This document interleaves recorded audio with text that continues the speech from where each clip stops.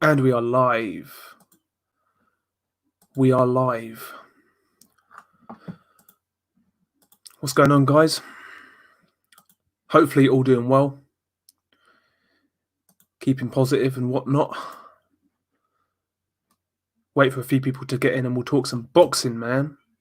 We'll talk some boxing. Nothing too crazy. Nothing too crazy. You know what I mean? But yeah, had a pretty good bank holiday. Been chilling out, doing fuck all. But yeah, man, I'm doing good. I'm doing good. Okay. Right. Oh, fuck's sake.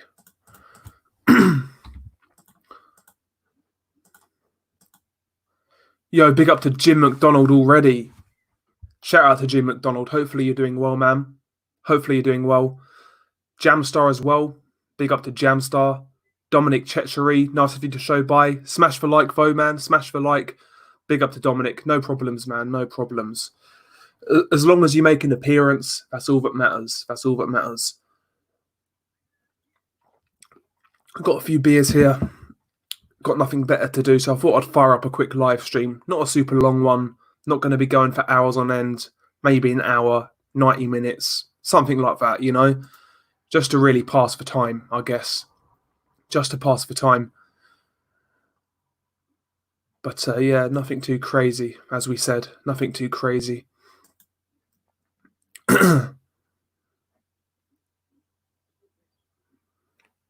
Porky's Corner put out a video today saying DAZN has folded and then took it down. Interesting. I wonder if he got like legal action or something. But DAZN really aren't doing too good right now with a pandemic. No content to show whatsoever. You know, they're a live sports company. They don't really offer anything else. So right now they're struggling badly. They really are. They need some secondary content to show in times like this, but they don't have anything. They don't really have anything. So I can imagine that they're struggling, DAZN. I really can.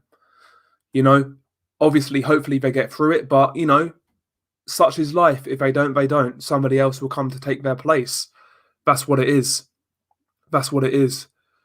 Big up to Sporting Advantage in the chat. Hopefully you're doing well.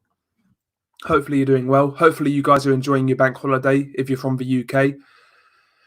You know, enjoying the sun. It's been really nice here. I've been out in the garden, chilling. Had a bit of steak, a few beers. You guys know how it is. You guys know how it is. Big up to Toney, another one of the regulars. Stephen Lawler. Hopefully you guys are doing well. I'll tell you what, I've noticed a lot more people are out and about now. A bit of sun comes out. The Broads are out, man. Beautiful, beautiful sights, beautiful sights. It's wonderful. It's wonderful. But yeah, I've had a few beers, so if I'm a little bit what's the word? Incoherent, it's the beer talking. That's what it is. But yeah, I'm really hyped for when boxing returns, to be honest. I want some live fights. Even if the fights aren't great, I'll take it right now, to be honest with you. I'll take anything. Any sort of fight will do. Any sort of fight will do. Matchroom had KSI on. Is that on the podcast? Yeah, I'm not surprised. I'm not surprised. You know, they like to cater towards their audience. Nothing wrong with that, but, you know, it is what it is. TB Boxing, I bet they regret spending $250k per appearance for Plastic Michael Buffer. Yeah, 100%. Michael Buffer these days, man, the guy's past his best. He's past his prime. He needs to get back in the cupboard, to be honest with you. I'm not really a fan of Michael Buffer anymore. He's not what he was. Let the old boy retire. You know what I mean? Let him retire. That guy is basically a Matchroom shill now. If you've seen his Twitter, Michael Buffer, like his Twitter is taken over by Matchroom. Somebody at Matchroom operates his Twitter, no doubt about it. No doubt. Yeah, man. I agree, St. Britt. I'm looking forward to Kevin Johnson, Marius Wack. Sounds like a great fight right now, right? Great fight. Oh dear, oh dear. Tom Little got a fight in Eddie's Garden against Bacole. Jesus Christ. Oh dear. Oh dear. Yeah, I wouldn't be surprised, GB Boxing, if Frank Smith runs Michael Buffer's Twitter account. I wouldn't be surprised. I wouldn't be surprised. Yo, big up to Box. Hopefully you're doing well, mate. Hopefully you're doing well. As I said, got a few beers here. Not got anything planned for the rest of the evening. So I thought I'd fire up a quick live stream, man. You know? Just a quick one. Yo, big up to B Space. Hopefully you're doing well, man. Hopefully you're doing well. Jamstar, who cares who announces a fight? Yeah, exactly, man. I just want to see some fucking action at this point. I want to see some action, some good fights. Not even good fights, you know. I'd watch anything, in all honesty. I'd watch a Gerald McClellan comeback right now. You know? I'd watch it. I'm just kind of itching for it now. I've kind of missed it. I've missed it a lot. Oh yeah, Michael Buffer definitely gets facelifts daily. He is a legend. Back in the day, man, Michael Buffer was great. But now he's just past his best. He's past his best. He's shot. He's shot. He's shot born. He's done. Dominic Gwynn is still ranked by Boxrec. Yep. Not surprised. I'm sure Oliver McCall is still ranked by Boxrec as well. Last time I checked anyway, Oliver McCall was still ranked.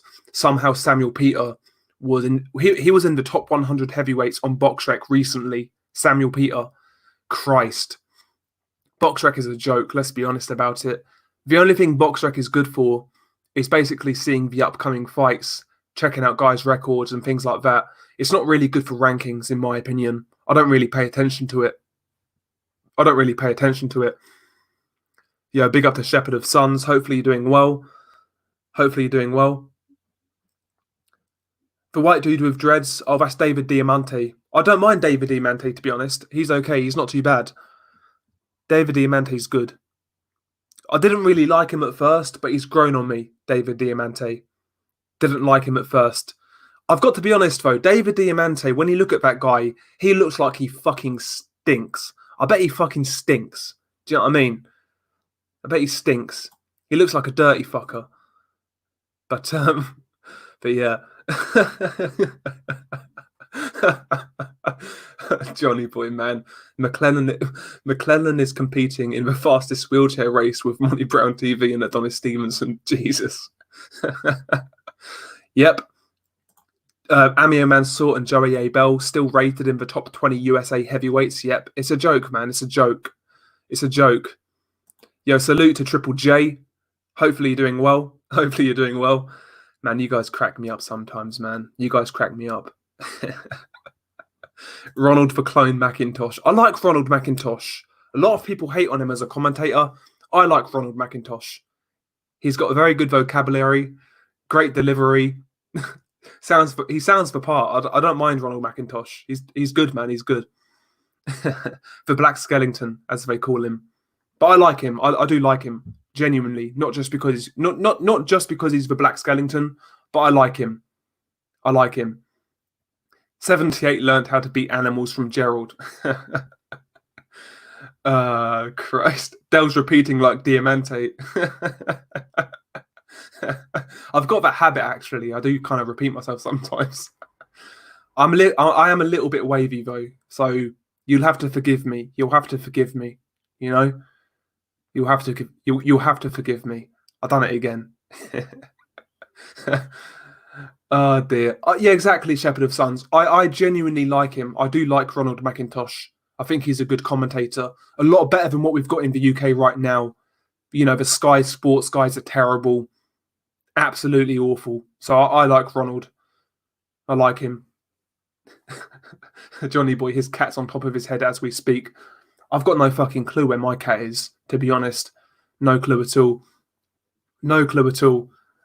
Box, he says, Ronald McIntosh. Welcome to the first stanza. Yeah. Oh, yeah, Richie Woodall, Stephen Lawler's terrible. I don't like Richie Woodall at all. He knows his stuff, but I just don't like his delivery and whatnot and how he sounds. And I'm just not a fan. I'm not a fan. Yeah. AA Boxing and Blunts, Glenn McCrory. Yeah, he always talks a good fight. That guy's always boozed up half the time, though, to be honest. He's always pissed up. So, yeah, there's reason to like Glenn McCrory. There's reasons to like him. Johnny needs Pheno boxing to sit on his head. Yeah, I don't mind a bit of Pheno boxing. She's got nice old milk jugs. Some nice speed bags right there, you know? You could get a good workout with those, put it that way. Ample handful, ample handful. Some may say they're a waste because they're more than a handful. But, you know, I always believe that excess is better than not having enough. So there we go. It's better to have too much of something than not enough. Unless it's like chlamydia or AIDS or something. Then you're fucked. But, yeah. Joe Goosen or Sergio Mora, who's worse? Sergio Mora for me. Sergio Mora. I don't like him at all. I'm not a big fan of Joe Goosen, to be honest, but Sergio Mora is terrible. Absolutely awful. Adam Scott, evening, Dell. How was your bank holiday? Very good. Like I say, I'm sitting here enjoying a few beers right now. So I'm okay, man. I've had a bit of steak, you know, bit of steak, some nice fries. You know, I'm good. I'm good. I'm Gucci. I'm Gucci, as they say in America. I'm Gucci. Jack, big up to Jack in the chat. He's saying Darren Barker. Yeah, Darren Barker's terrible, mate. Darren Barker is terrible. He sounds like me on commentary, pissed up half the time. Awful. Awful commentator. Terrible. He's one of the worst on Sky. You know it's a shit fight as well when Darren Barker's commentating, because Darren Barker always gets like the random ass fights. Darren Barker sucks, in my opinion. I'm not a fan. I'm not a fan of any of the guys on Sky Sports. None of them. Andy Lee really kind of disappointed me. When Andy Lee first went on Sky Sports as like a commentator or an analyst, he was actually quite good. But rather quickly, he started tying the company line. And yeah, he's just one of the boys now. You know, job for the boys. They all sing from the same hymn sheet. I'm not a fan of Sky. You know, people always complain about like Fox commentary and things like that, but Sky Sports Boxing are the worst commentators. They've got the worst commentary in the world, in my opinion. The worst presentation, the worst analysts. Everything about them is terrible, in my opinion. You guys may disagree, but Stephen Lawler. Barker sounds like a crackhead, to put it bluntly. Yeah, exactly. Yeah. He sounds like one of those guys when you go to London, those homeless people, when they're begging you for like fucking change. Do you know what I mean? But Adam Scott, he says, man, it's difficult to drink alcohol in your 30s without feeling it. I wish I was your age again. Yeah. I'm 26 and I still don't really feel it all that much, to be honest. I'm still pretty good. I'm not what I was. You know, I suffer with hangovers a lot more now, but I'm still pretty solid with alcohol. I can still handle it, you know. I'm not too bad yet. I'm not shot yet. I'm not done. St. Brit Sports, Froch is terrible as well. Doesn't have a clue what he's watching. Yeah, Carl Froch missed a 10-10 rounds. Like, the guy scores so many 10-10 rounds. It's fucking embarrassing. Embarrassing. I don't like Froch, to be honest. Yes, Shepherd of Sons. I'm glad you said that. Anna Woolhouse, flat like a page too. Yeah, I agree, mate. I agree. A lot of people rate her for some reason. Listen, she's not an ugly woman. Like, she's not a dog or anything like that. But like, in terms of having something to grab hold of, there's not really much there, is there? Let's be honest about it. There's not much there. London is expensive, dude. Tramps ask for 50p or £50. Yeah, exactly, man. It is very expensive. It's very expensive. I don't really enjoy London that much, to be honest. For a night out, I can stomach it, but more than a day, I want to get out of there. I really want to get out of there.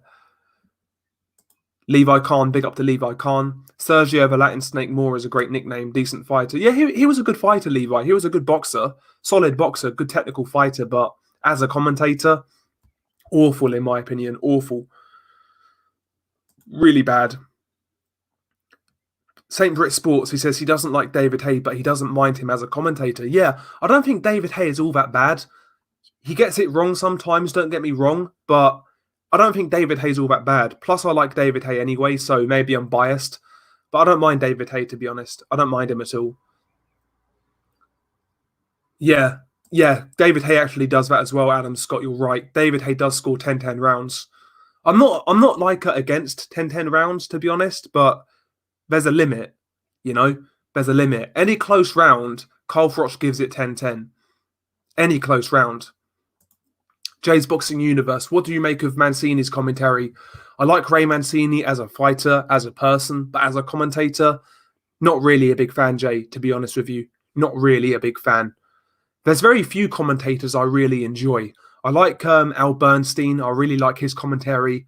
I like Paulie Malignaggi when he's not calling a fight in which he's got interest in. So if it's a fight where he's got no horse in the race, I really like Paulie. But Paulie really can't switch the bias off when he likes somebody. That's my problem with Paulie. But Paulie knows his stuff. Paulie's a very good analyst. He can break down the technical side of boxing as well as anybody. In my opinion, at least. In my opinion.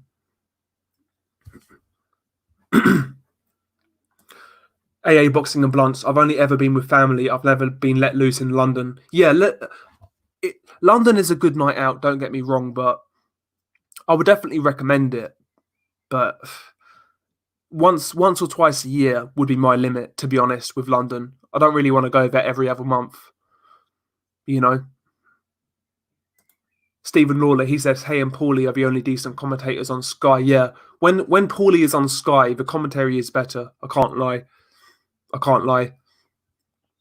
Paulie speaks too fast. Box. Yeah, he does. He is like, Paulie Malignaggi is, I know, like Johnny said it as well. Paulie's like the stereotypical Italian American, you know? But Paulie knows his stuff. We have to say, Paulie does know his stuff. Jack, they need a fan zone commentary option on Sky. That's a really good idea. On the football, like, or soccer as you guys call it in America, they do like fan zone where fans commentate on football matches. They should do that with boxing. That'd be hilarious. Duck,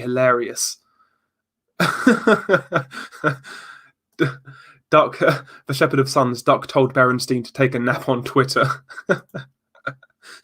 Bernstein, sorry, not Berenstein. Levi Khan, Chisora lost to Ajit Caballel. Bloody hell, he's got no chance versus Usyk. Yeah, I don't think he's got a chance really either. Unless Usyk really isn't suited to heavyweight or injuries have caught up with him, I can't really see Derek winning that fight.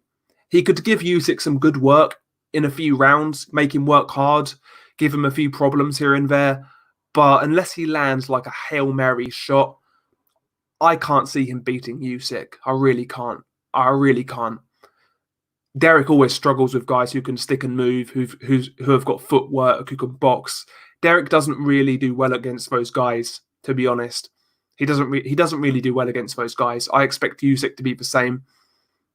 But it's a good test for Usyk more than anything. It's a good test for Usyk. Yeah, Adam's got too many British commentators are biased. I agree. You know, they toe the company line, whether it's BT or Sky. They just toe the company line. And it's got worse over the years.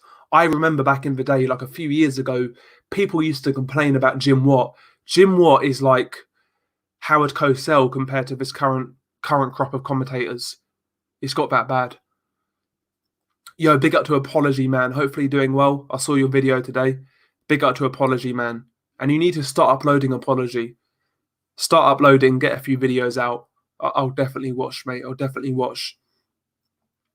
St. Brit Sports, what do you think of Barry Jones? He favours out boxers too much. Yeah, he definitely favours technical boxers because he was that sort of fighter himself, a guy with no power who used to box. He favours that style, no doubt.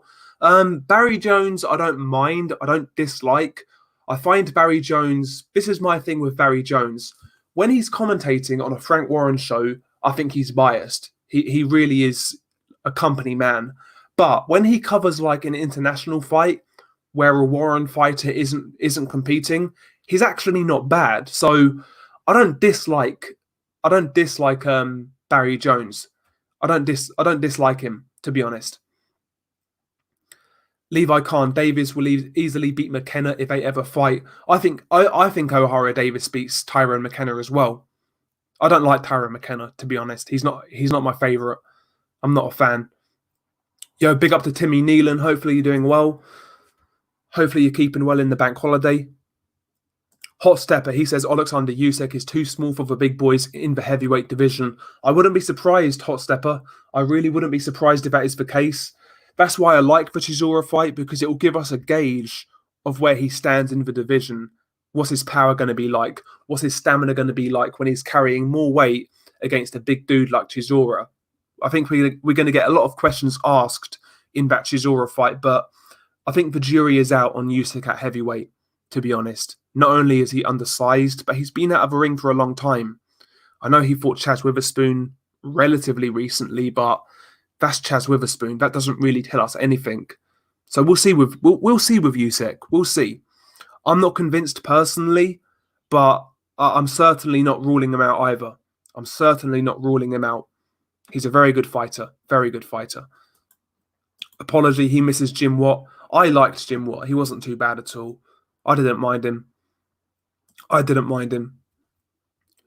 Levi Khan, he says, Ryan Garcia versus Linares. Who have you got? I've got Ryan, honestly.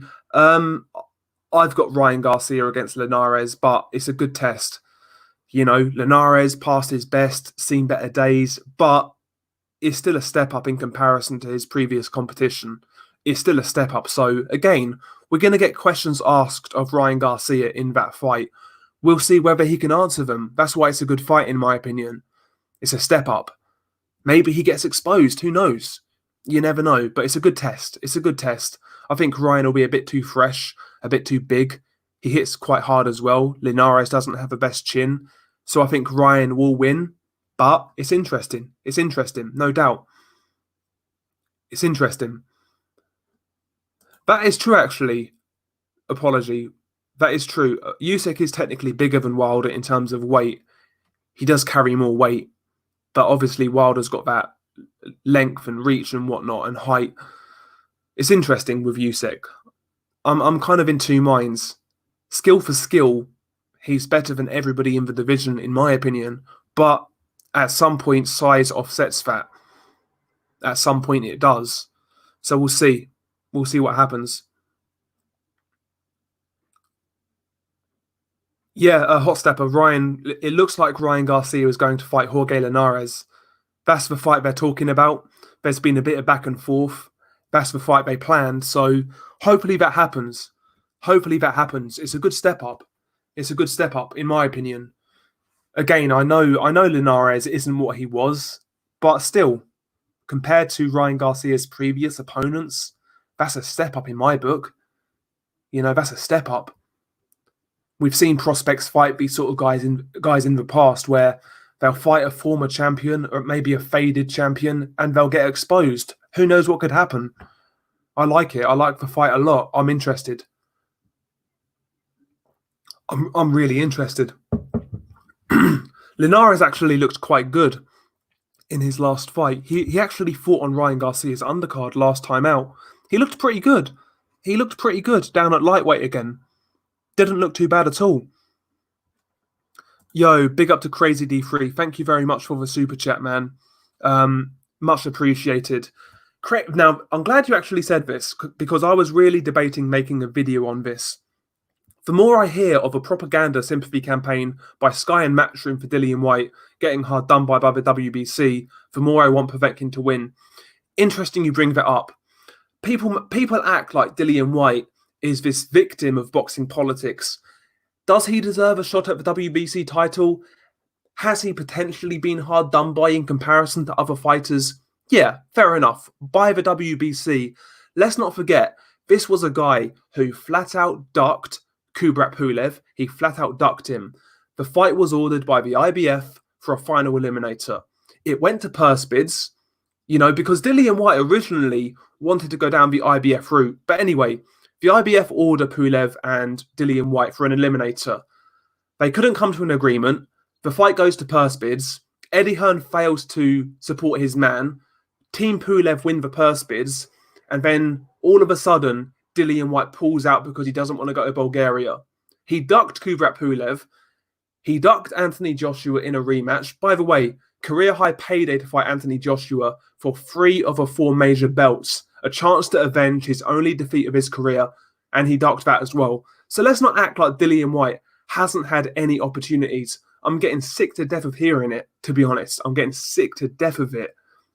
It's complete nonsense. It's complete nonsense. Yeah, fair enough.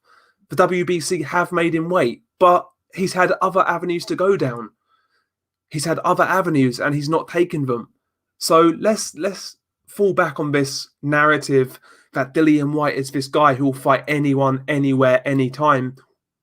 His actions say that's not the case. That's what it is, whether people want to admit that or not. And I like Dillian White.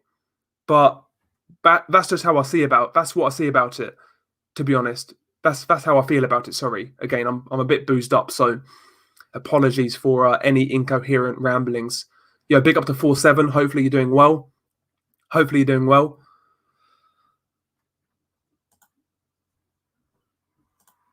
Hang on, I'm lost now. Yeah, exactly, 4-7. Apparently White is some elite feared bogeyman for surviving Parker barely, beating Lucas Brown, outboxed clearly by Chisora twice, knocked down by Rivas and looked average against Wack. Yeah, exactly. It's not like the guy's pulling up trees, smashing everybody in sight with ease. That's not the case. I mean, the guy's having competitive fights with Marius Wack, having life and death fights with Derek Chisora. So let's cut it back a bit. Do you know what I mean?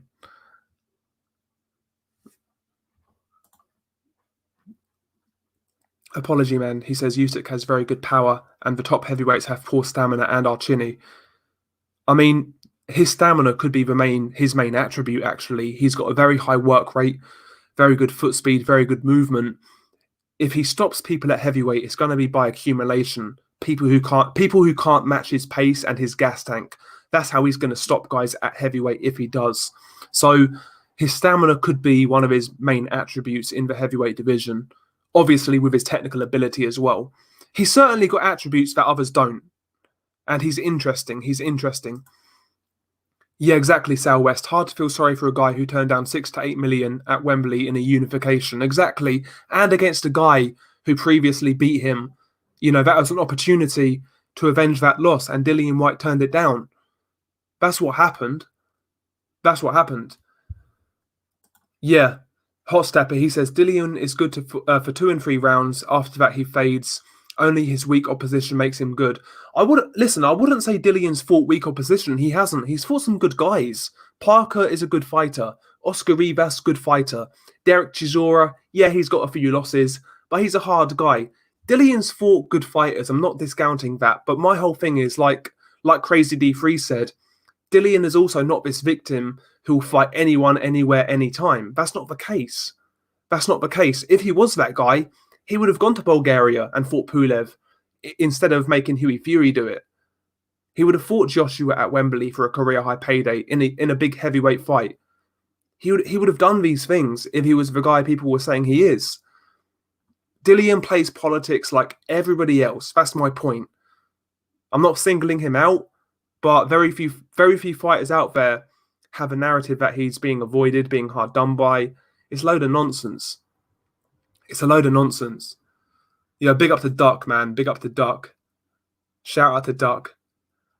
Yeah, 4-7, I agree. I'm looking forward to Garcia at heavyweight as well. But again, the guy's been out of the ring now for nearly 2 years. It's going to be 2 years in July. The guy needs to get a move on. He needs to get active. Once this pandemic is over, the guy needs some quick fire fights in a row. Maybe a couple of lower level fights to start with. And after that, get a fight with a ranked guy, a solid guy. Gassiev needs to get a move on. He really does. You can't stay out of a ring for 2 years and not get left behind. So hopefully Gassiev can come back. I had high hopes for Gassiev at heavyweight, but I'm becoming more doubtful as the weeks and months go on with Gassiev. I'm becoming more doubtful. But yeah, he also avoided Luis Ortiz. Yeah, exactly. He could have fought Luis Ortiz. I know that wasn't a final eliminator, but if this guy was so hell-bent on fighting for the WBC, surely the guy would have taken that fight. But, these are the things that don't really get brought up. The Matchroom casuals out there are crazy, though. Nando eating, skinny jean wearing faggots for a lot of them. But, there we go. Adam Scott, Tony Yoka's going to win a world title. I think Tony Yoka's a good prospect. Good hand speed, amateur background. He's tall. He's in shape. Good combination puncher, good boxer. He's got a lot of good attributes. I do question his chin. I wonder how he boxes over 12 rounds. Again, Tony Yoka, a lot of question marks, but the raw talent, the raw potential, I think there's something there with Tony Yoka. He's a good prospect, no doubt. But again, a guy who's been inactive due to his drug issues in France. I think he didn't fail a drug test, but he missed drug tests and he got banned. So he's not fought for a while. He's been inactive.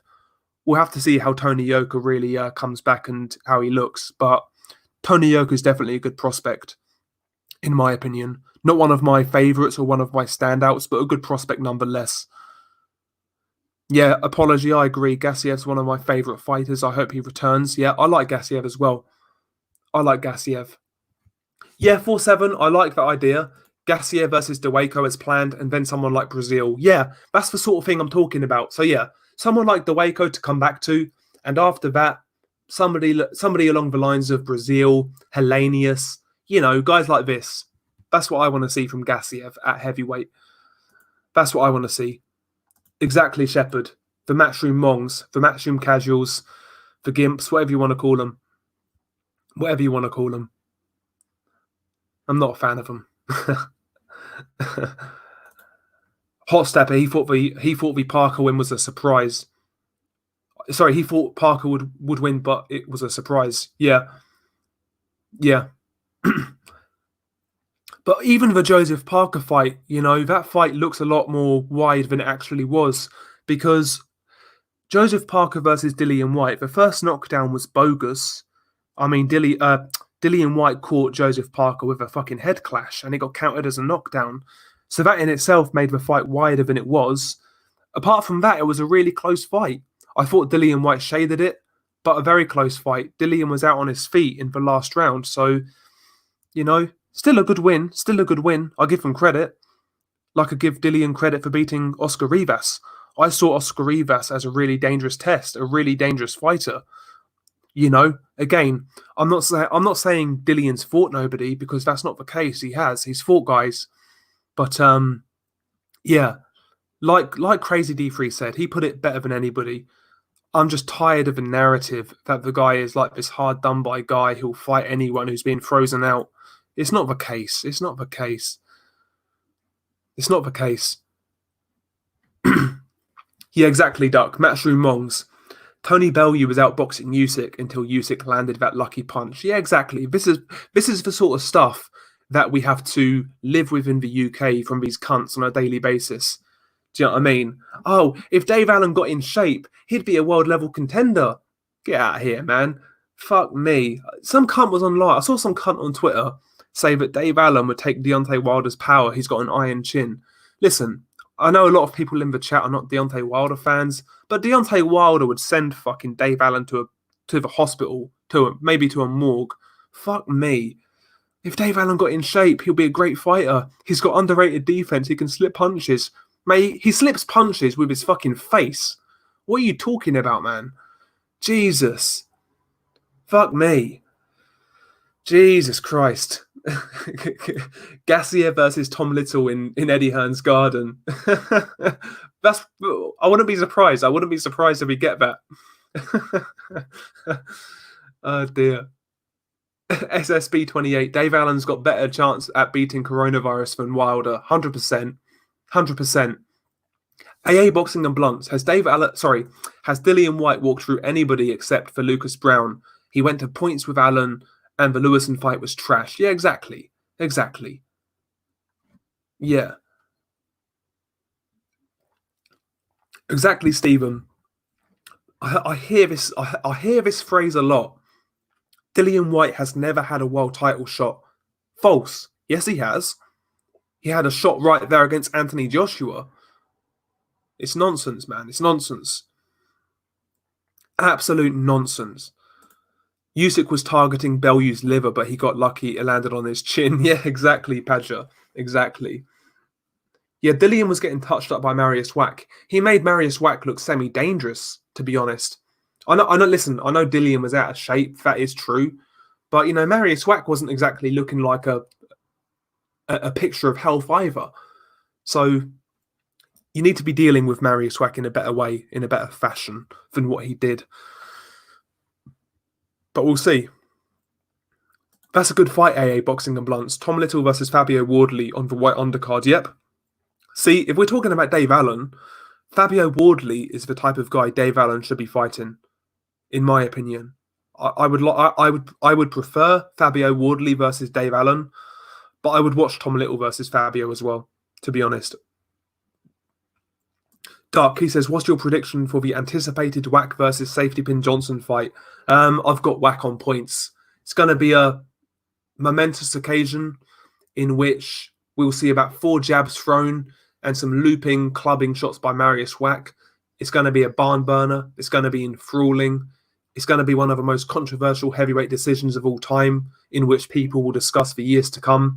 But I've got Marius Wack on points. I've got Wack on points, in all honesty. Kevin Johnson just isn't. He's not active enough. He's really not.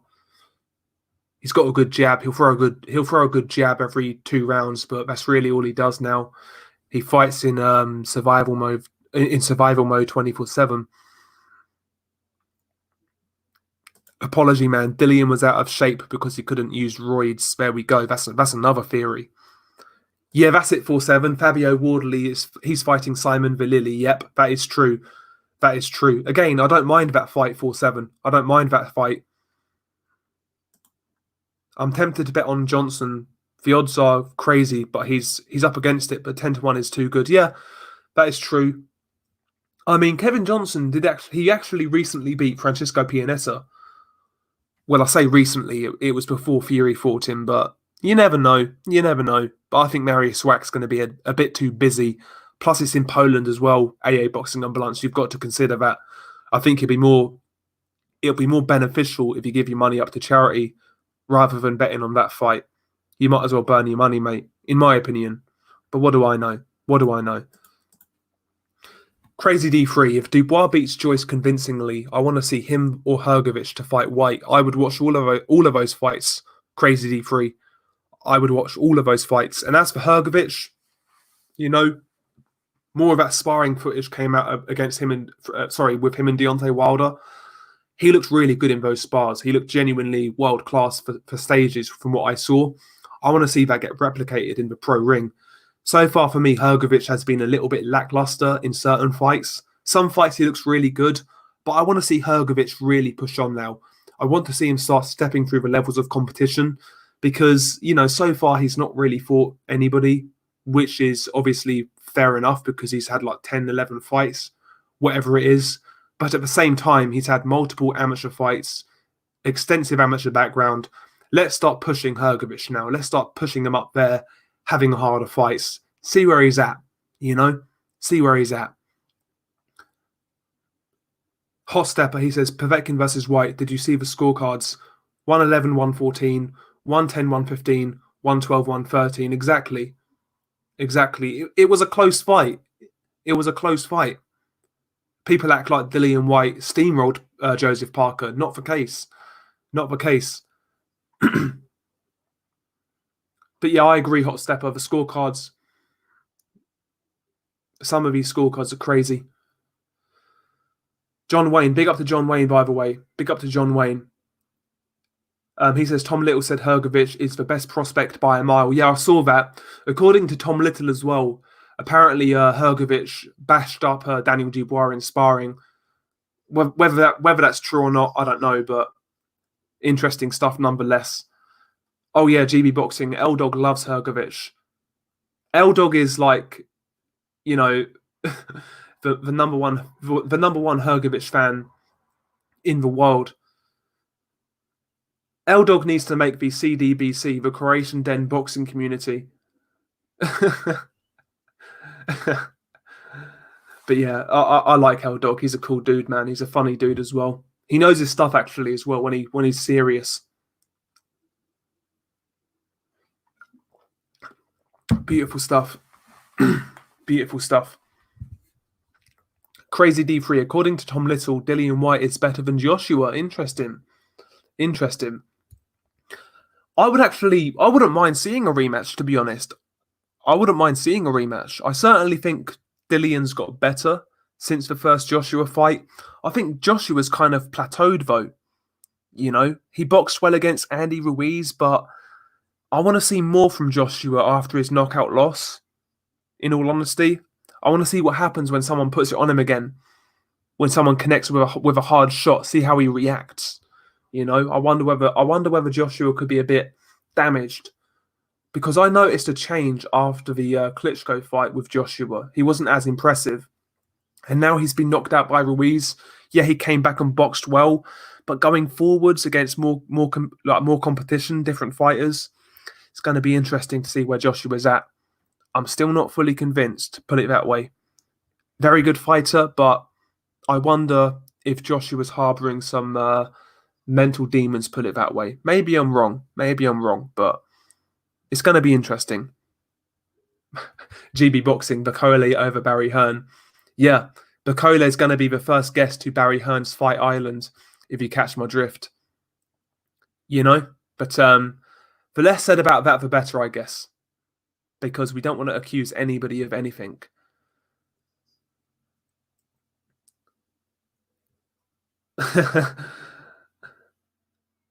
Yeah, I saw that. Yeah, we saw that, Dark. I heard about that. Yeah, Hot Stepper, I agree. I think Joshua does genuinely dislike Dillian White. And yeah, it creates for a good build-up. The build-up to the first Joshua White fight was actually really fun, really interesting, entertaining. And the fight itself was pretty good as well. So I wouldn't be adverse to a rematch. Obviously, Undisputed takes priority. But down the line, White Joshua 2, why not? Why not? But again, you know, Dillian had that chance.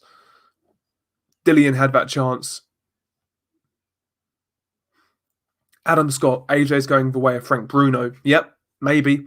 Again, I think people compare AJ and Frank Bruno a lot. I think they are different. They're different in terms of styles, but in terms of how they react when getting hit, they are very similar. I don't think Bruno had a bad chin. I don't think Joshua has a bad chin, but it's how you react when you're hurt. You know, have you got a poker face? Can you see yourself through the crisis? I don't think Joshua is particularly good at it, to be honest, just like Bruno wasn't. You know when Joshua is hurt, whereas some fighters, you'll hurt them to the body or you'll buzz them with a shot and they do a great job of disguising it. Joshua's not that dude. Similar to Bruno, it's plainly obvious when Joshua's hurt. And I think that's the problem with Joshua. Not necessarily his chin, because if Joshua had a bad chin, the right hand that Klitschko caught him with would have knocked him clean out, let's be honest. It would have knocked him clean out. He's not got a bad chin. It's just more so how he reacts when he's hurt. In my opinion. Yeah, big up to Eddie Stavern in the chat. With Stavern. Big up to Eddie Stavern. Yeah, Joshua's legs go badly, yeah. And another thing with Joshua as well, which actually again affects your chin, is the stamina. When, you know, Joshua, particularly when he was carrying a lot of muscle, didn't have the best of gas tanks. And obviously when you're carrying that muscle around, it's going to tire you out. When you get hit when you're tired, you're more susceptible to getting hurt. I think that's another one of Joshua's big problems, is the gas tank. I don't think it's purely his chin alone. I think it's other circumstances with Joshua. But again, that's my opinion. That's just my opinion.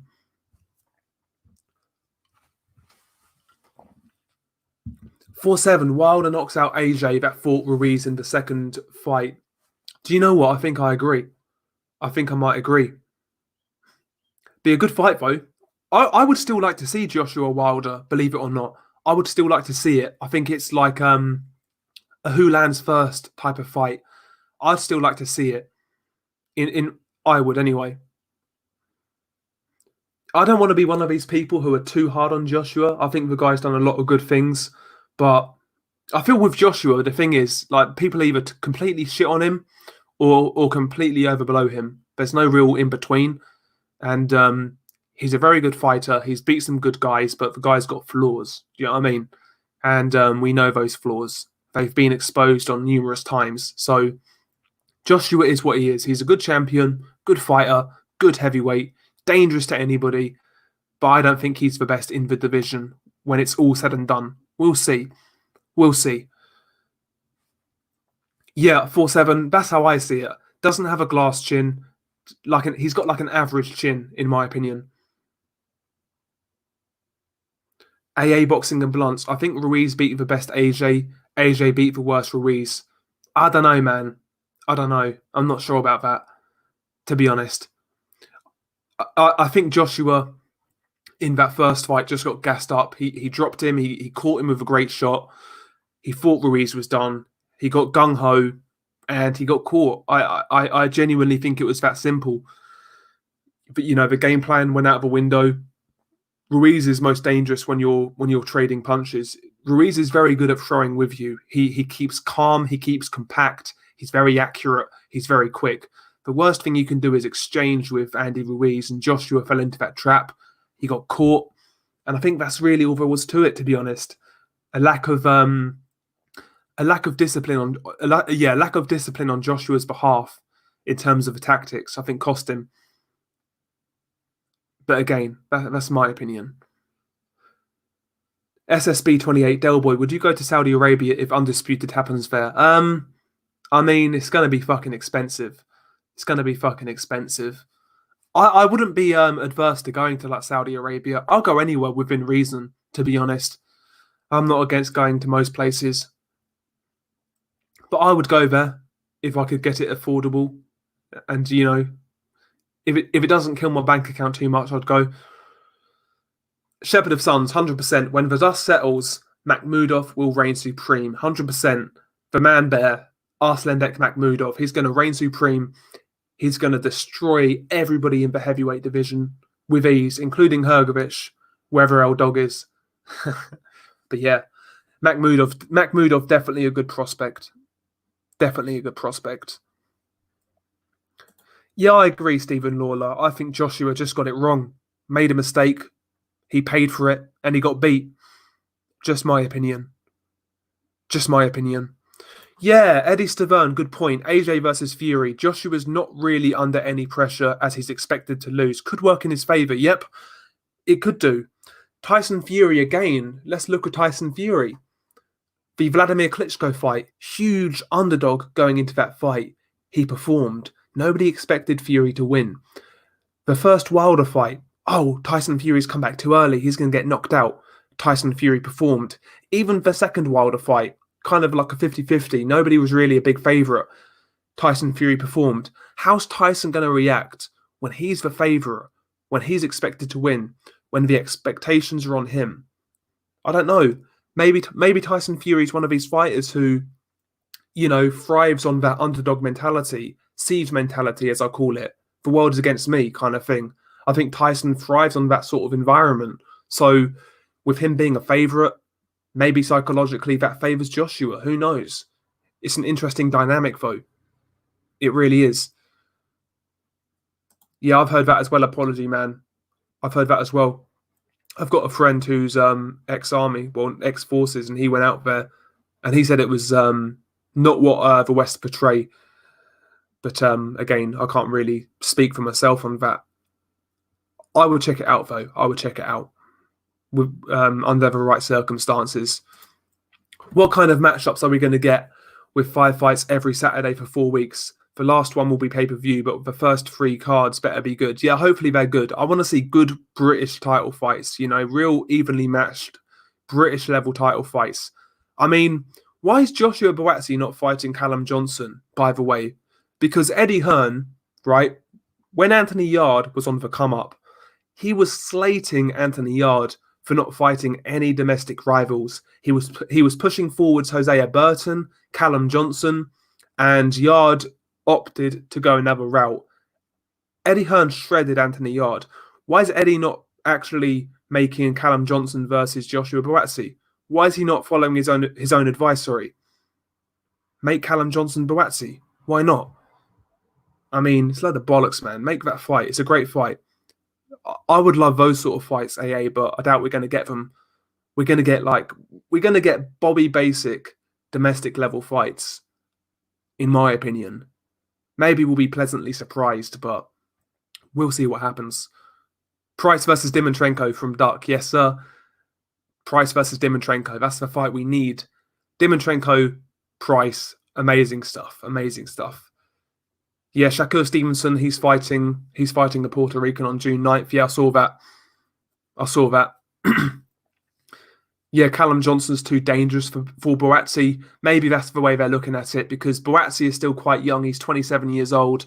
Callum Johnson is 34 years old. He's a puncher. What sense does it make for Eddie Hearn to put Buatsi in with Johnson? Because if Buatsi gets exposed, you've got a 34-year-old in Johnson who won, but what can you really do with him? So maybe they're just gonna keep him apart and try and build Buatsi. But again, if Buatsi's that good, make the fight. I love that fight. Buatsi versus Johnson would be a great fight. Would be a great fight. You know, a great test for Buatsi. Yeah, SSB 28. Saudi's good unless you do something dumb like steal something, then it's probably bad. Yeah, exactly. And that's the way it should be in any country, in my opinion. You know, doing stupid shit should result in punishment. It's that simple. Morons go over there though, and they don't respect their rules, their laws, and then they moan when they get fucking 50 lashes. Do you know what I mean? Respect other countries' laws if you're going to go out there. That's the way I see it. That's the way I see it. Apology, man. He says put Buatsi in there with Adonis Stevenson. Jesus. Yeah, Callum Johnson hits very hard 4-7. He hits very hard. And again, he's one of these guys who's very dangerous because he punches with you. I mean, what sort of maniac punches with Artur Beterbiev? The guy's a maniac. He'll punch with you. He punches very hard. If he catches you, you're going to be in trouble. You're going to be in trouble. And stylistically, he's very, very dangerous for Callum Johnson. So I'm not surprised Eddie's not made that fight. I'm not surprised Eddie's not really even talking about that fight. To me, that's the obvious fight in his stable at light heavyweight. Why is it not happening? Why? Why is it not happening? It's a great fight. If that fight was made, I'm sure everybody here would be fucking excited. Everybody's going to be excited.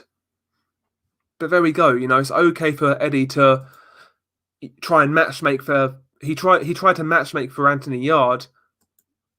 Where's that same energy with Joshua Buatsi? Where is it? Where is it, man? Yeah, 4-7. He says 4-7 says he doesn't get the hype with Buatsi. Another 7 out of 10 in everything like Devin Haney in a division full of killers. Yeah, maybe. I get your point on that one. I get your point. I think Devin Haney's got a higher ceiling than Buatsi, to be honest. I think he's a bit more dynamic, a little bit more defensively sound. So I think Devin's got a higher ceiling than Buatsi. But I do like Buatsi. I think he's a very nice, smooth, technical fighter. I like his punch selection. You know, turns his shots over really well. Power. You know, I like his style. But we'll have to see more. We'll have to see more. How's his defense? How's his chin? You know, what's going to happen when he steps up? We'll soon see, I'm sure. Hopefully. Hopefully.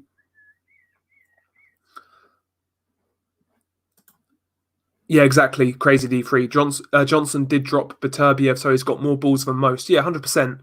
100%. 100%. How much longer can you see Beterbiev being one of the top dags?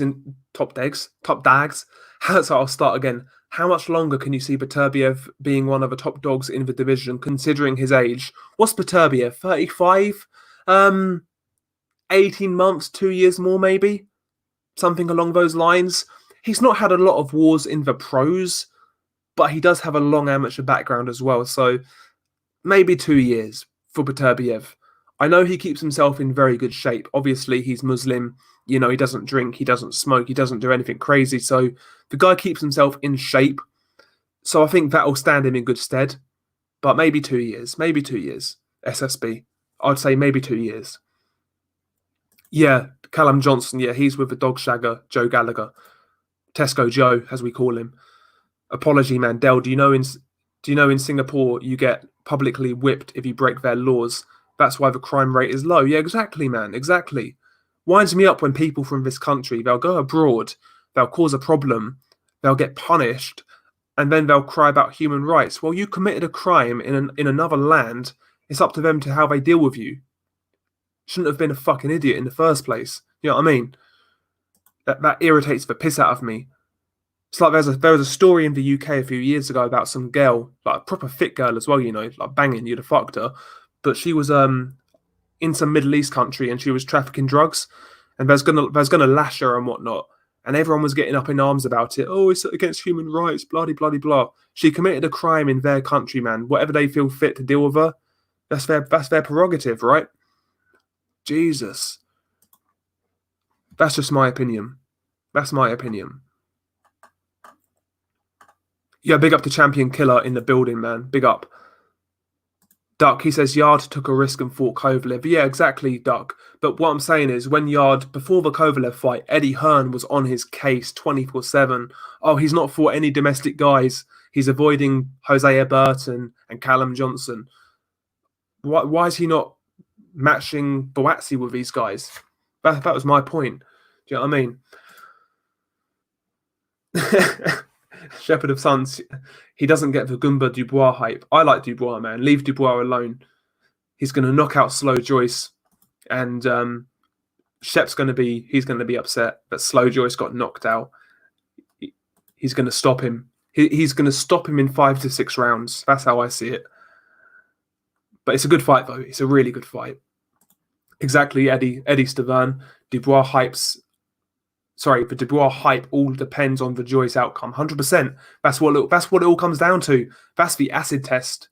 Joe Joyce, big lump, chin, throws a lot of punches, amateur background, tough as nails.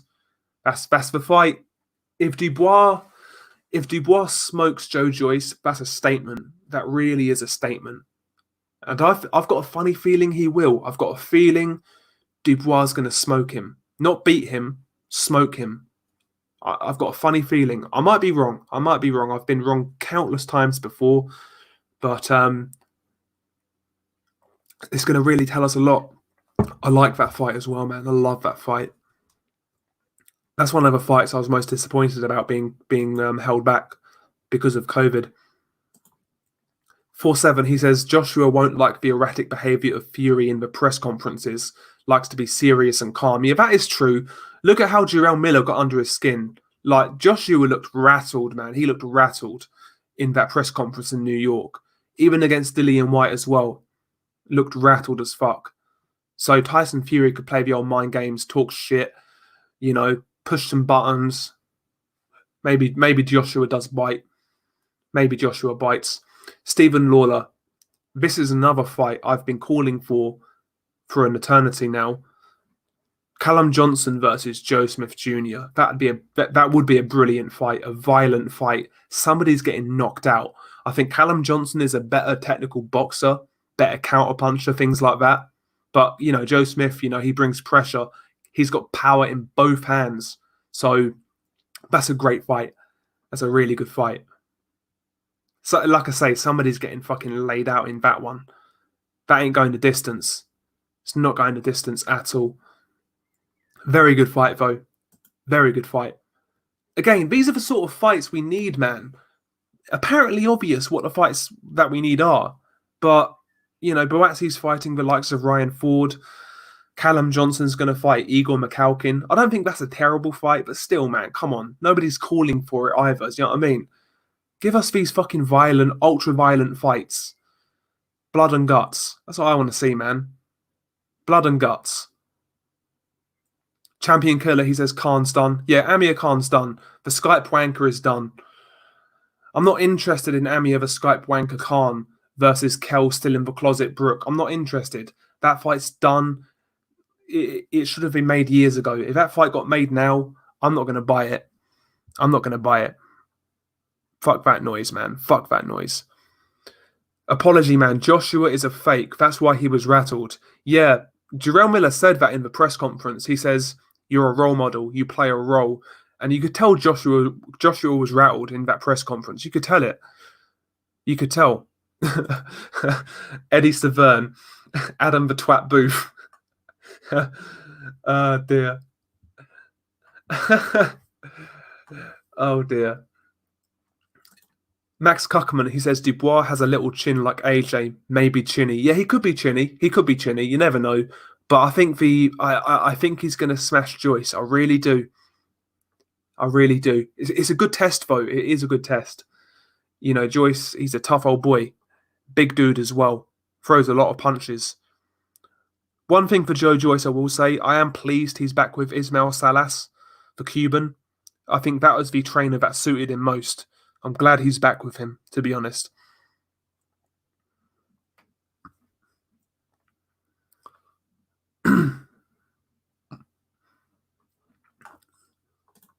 Amir Speedvo. Yeah, exactly. Kel's still in the closet Brooke. That's what I'm going to call him from now on. And Amir the Skype wanker Khan. It's weird though, because Amir Khan doesn't really have any room to question Kell Brook's sexuality though, because Amir Khan was talking to a fucking transsexual man. So Amir Khan needs to sit down. He needs to stop wanking on Skype to trannies, and Kell Brook just needs to stop getting stabbed in Tenerife. I'm sick and tired of both of these guys, to be honest with you. I'm sick and tired of them. Sick and tired of them. Yeah, Adam Booth is a fucking creep, Box. He's a creep, no doubt about it. That guy's a weirdo. Straight up weirdo. He's into some weird shit. I know they call like Adam Smith like the seat sniffer, but Adam Booth definitely fucking sniffs seats. No doubt. He's a weirdo, man. He's a weirdo. Limping Kell Brook. Kell broke back book. Sorry, Kell broke back Brook. Fuck me, I got tongue tied there. Jesus. Fuck me.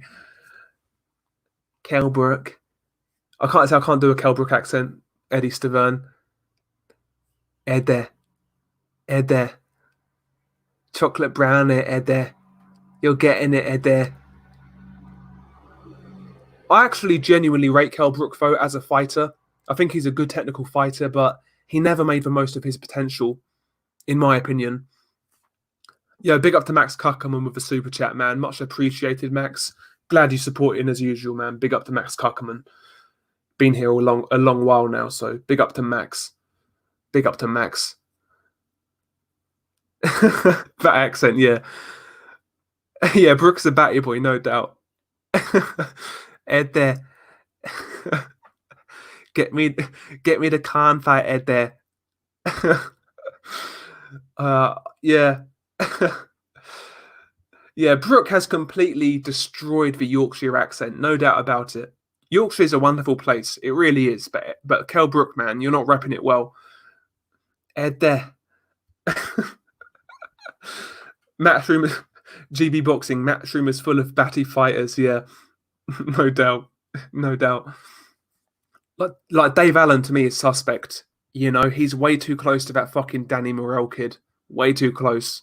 That guy's a fucking weirdo as well. You know, turning up like that at weigh-ins and shit like that. That's just weird, man.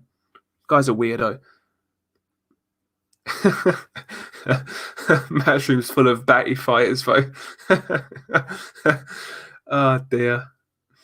Oh, dear. Oh, Christ. Fuck me. Yeah, that is true, Champion Killer. That is true. That is true. You are a different person at work, so that is true, actually. It's a good point. That's a good point. You can't argue with that. We all kind of toe the line at work to keep our jobs right, so... But at the same time, Joshua doesn't have to do that. You know, the guy's a multi-millionaire. He could let his natural personality out and he would still be a star. He'd still be like a pay-per-view sensation regardless if he played heel or not. So it's the same, I get. It is the same in a sense, but at the same time it's not. Like me and you are going to have consequences if we act like a fucking idiot at work. If Joshua does that, he's still going to be a multi-millionaire getting paid multi-million paydays. So I don't know, man. I don't know.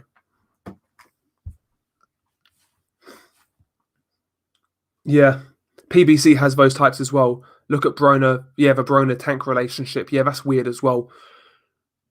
Maybe that is CTE induced homosexuality. You know, maybe that's what it is. I don't know. I'm not a fucking psychiatrist. But those two boys are a bit suspect in my estimations anyway. A bit suspect.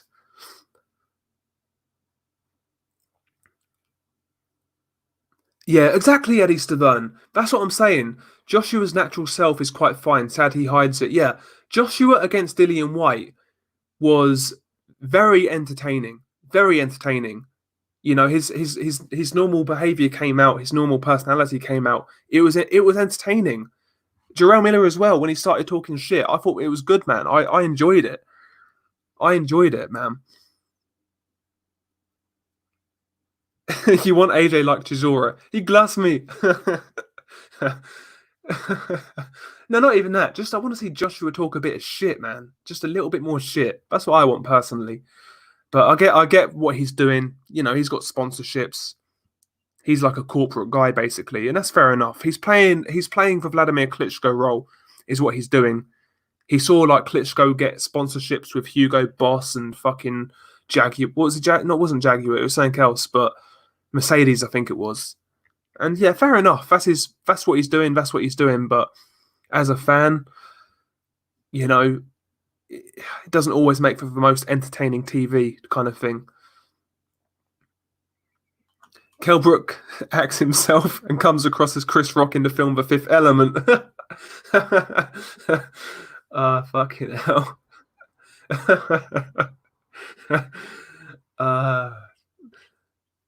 Yeah. Yeah. Yeah, I agree, 4-7. I agree.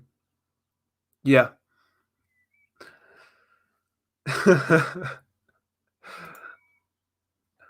Fuck me. Yeah, when Joshua squared up to Dominic Brazil when he started talking shit, he put Dominic in his place as well. He put him in his place nicely. He shut Dominic right up. That's the sort of thing I want to see from Joshua. You don't have to be like greasy with it either. You don't have to fucking cuss people out and whatnot. Like Joshua Brazil, that's a perfect example in the face-off. Like he just sat Brazil down basically. He kind of got him to fall back. Very effective. That's what I want to see from Joshua, man. Stand his ground, you know. The Klitschko era completely killed the outspoken heavyweight champion. Joshua is 2.0 of Klitschko. No thanks. Yep.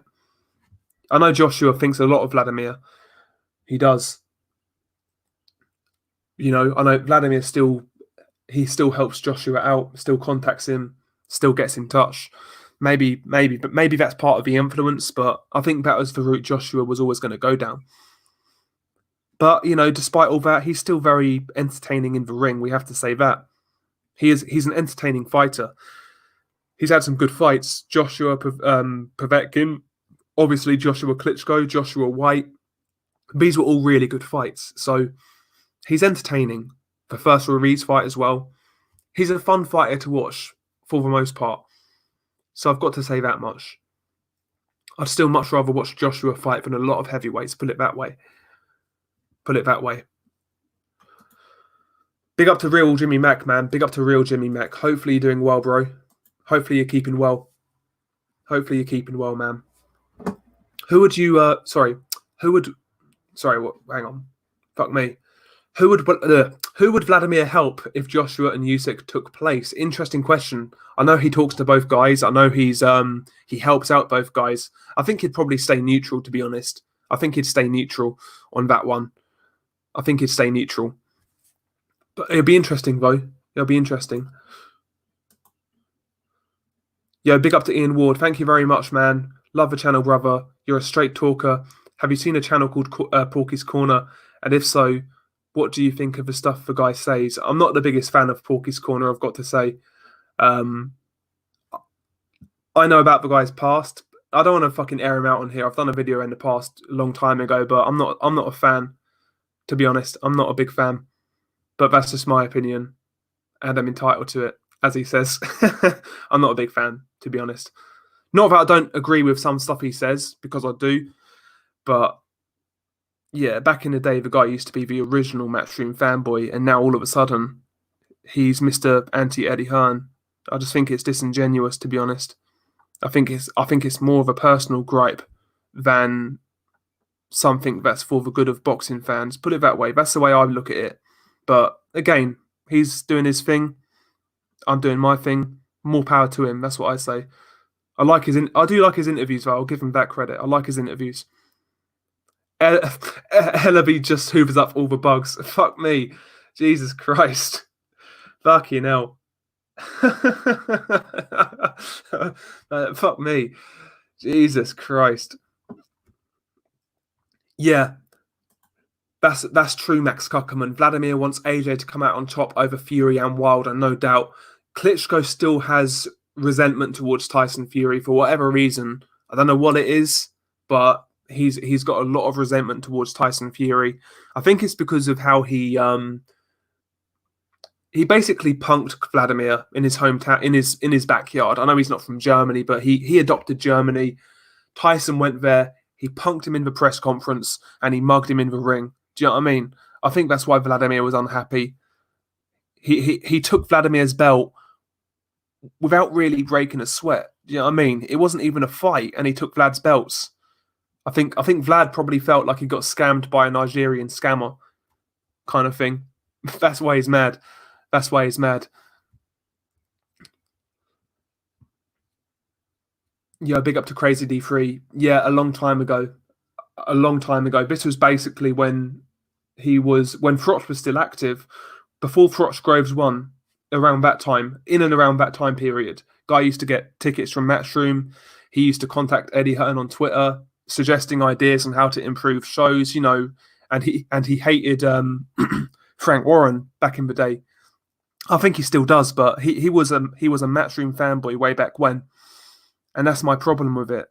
To be honest, he's not honest about it, and it just seems like he's got a personal gripe towards Matchroom for whatever reason. Maybe because he was cast aside or something, but I don't know.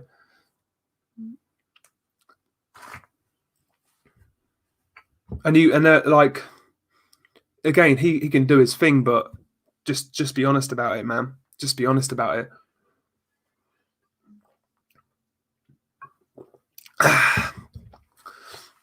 We got a few more beers to get through, boys. Luke Danger, Tyson bottled for rematch too. That is true, actually. Tyson should have given Vladimir that rematch. I think Vladimir deserved it, given the fact Vlad was that long reigning champion. I think Vlad deserved it. It's a shame Vlad didn't get that shot. But at the same time, we would have never got Klitschko Joshua, so it worked out in the end. It worked out, Yo, big up to Luke Danger, man. Thank you very much. Much appreciated.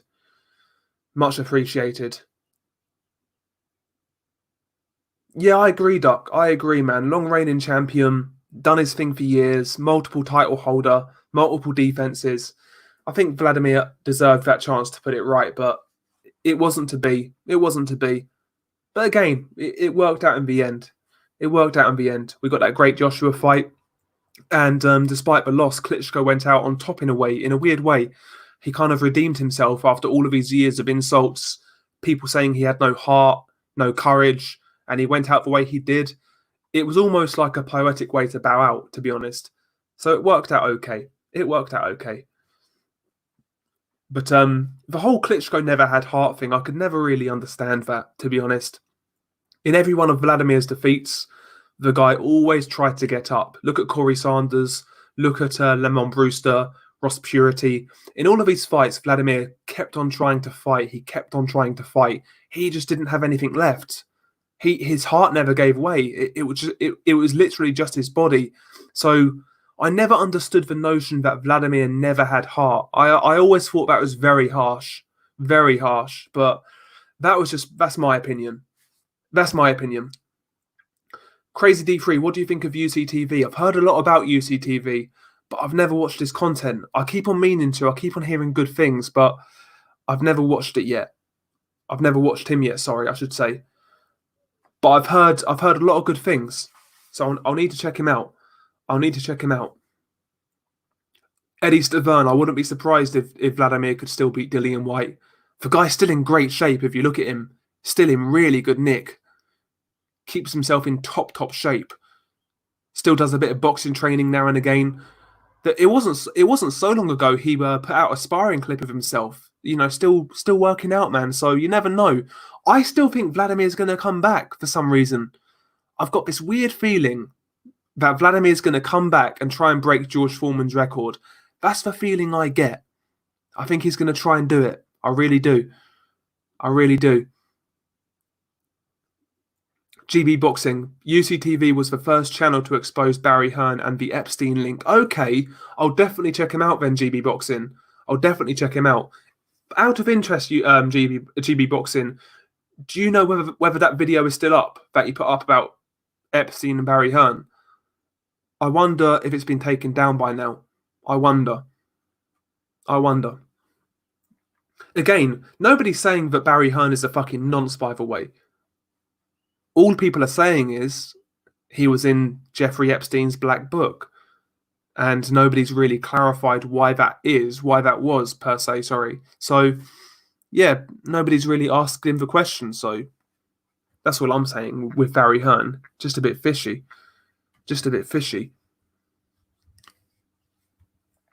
Like if, I'm not going to go there. I'm not going to go there. No, 4-7. 1,000%. No joke. No gas, no bullshit. Barry Hearn was in Jeffrey Epstein's black book. It's online. You can find the PDF online.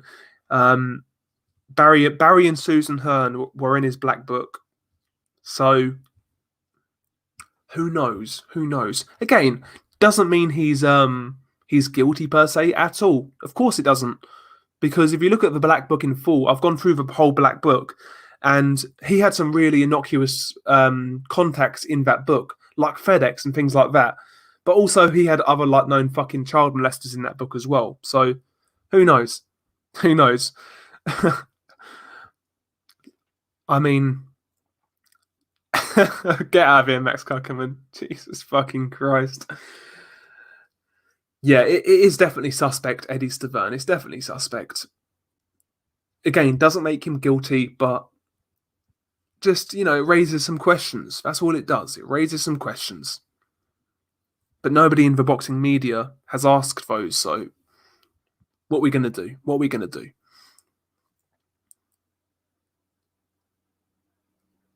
Yeah, exactly, Eddie Stavern. These top-level dudes like some S&M. Yeah, exactly.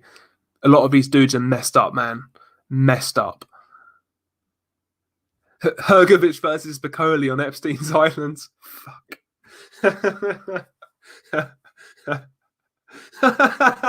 That's where all the DAZN money came from. Jeffrey Epstein. Fuck me. GB Boxing, he's saying Bazza did some deeds in the past. Again, bro, wouldn't be shocked. Wouldn't be surprised. Allegedly, of course. We can't really cast aspersions, but... Duck. Crazy D3, he says he thought Ty and Booth exposed Bazza and Jeffrey, not UCTV. Yeah, Ty and Booth mentioned it as well. And I think that's what cost him his channel as well, to be honest. I think that's the video that really cost Ty and Booth his channel. Because soon after that, he lost it. So, wouldn't be surprised if that was the reason why Ty and Booth got deleted. But big up to Ty and Booth, man. Big up to Ty and Booth. Man down. He's back, though. Ty and Booth is back, so that's the main thing. Eddie Stavern, high heels and stockings are the limit of my weirdness. Ty and Booth, a whistleblower. Exactly. Ty and Booth, man. I really enjoy Ty-In's content. I really do. Funny dude. That's the sort of humor I like. I like toilet humor. I like, like depraved humor sort of thing. I'm not one of these highbrow ponces who fucking like all this subtle comedy and stuff like that. Listen, man, I like some real lowbrow stuff. Like Ty and Booth, man. That's the sort of stuff I like. Eddie Stavern, Elon Musk is into some weird shit. Send the cunt to Mars and leave him there. I need to watch that new Elon Musk Joe Rogan podcast because he was on Joe Rogan recently. I need to watch that. But he looks like a creep, I'll give you that. He looks like a creep. Oh, Bazza, you naughty boy, 100%. Yeah, Ty and Booth could get battered one day. Luke Danger, he could get battered like those onion rings, those £7 onion rings Cole Frost refused to pay for. He could get battered like those. He could end up like onion rings. But he could get fucking tucked in, you know, Ty and Booth. He could get fucked up if he ain't careful. But he can handle himself, Ty and Booth. He can handle himself, no doubt. But I'm glad he's doing well, man. I like his content. The thing with Ty and Booth, I think the reason Ty and Booth is so popular is really because he's got no filter. We live in we live in an age now where even comedians are censored, they're filtered. And when you see somebody who doesn't give a fuck saying what they want to say, they're going to get popular just because nobody else does it. Nobody else does it. So I think that's why Ty got popular, because he has no filter. He's got no off switch per se.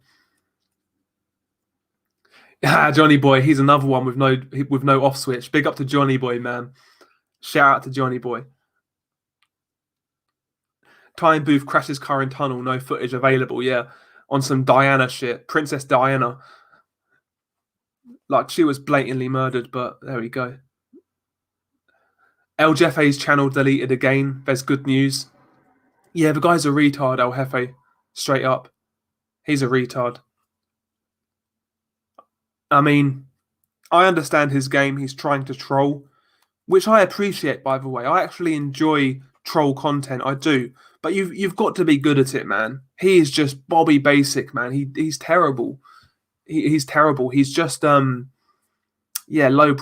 In terms of trolling, listen, when it comes to trolling, it needs to be more highbrow. It needs to be more clever. It needs to be a bit more cerebral. But El Jefe is just a fucking idiot. He's a mong. He's a mong. Yeah, El Jefe definitely is Luke Danger. Yeah, Ty and Booth, yeah, he was used in his career, man. He was like a late notice fighter. He was a journeyman, always in the away corner. Yeah, I'm pleased Ty and Booth is making something of it now, man. I'm pleased. I'm really pleased. Ty and Booth was actually a decent fighter, though. He gave Chris Eubank Jr. some real issues, man, back in the day. He gave him some issues. Yo, big up to D, man. Big up to D in the chat.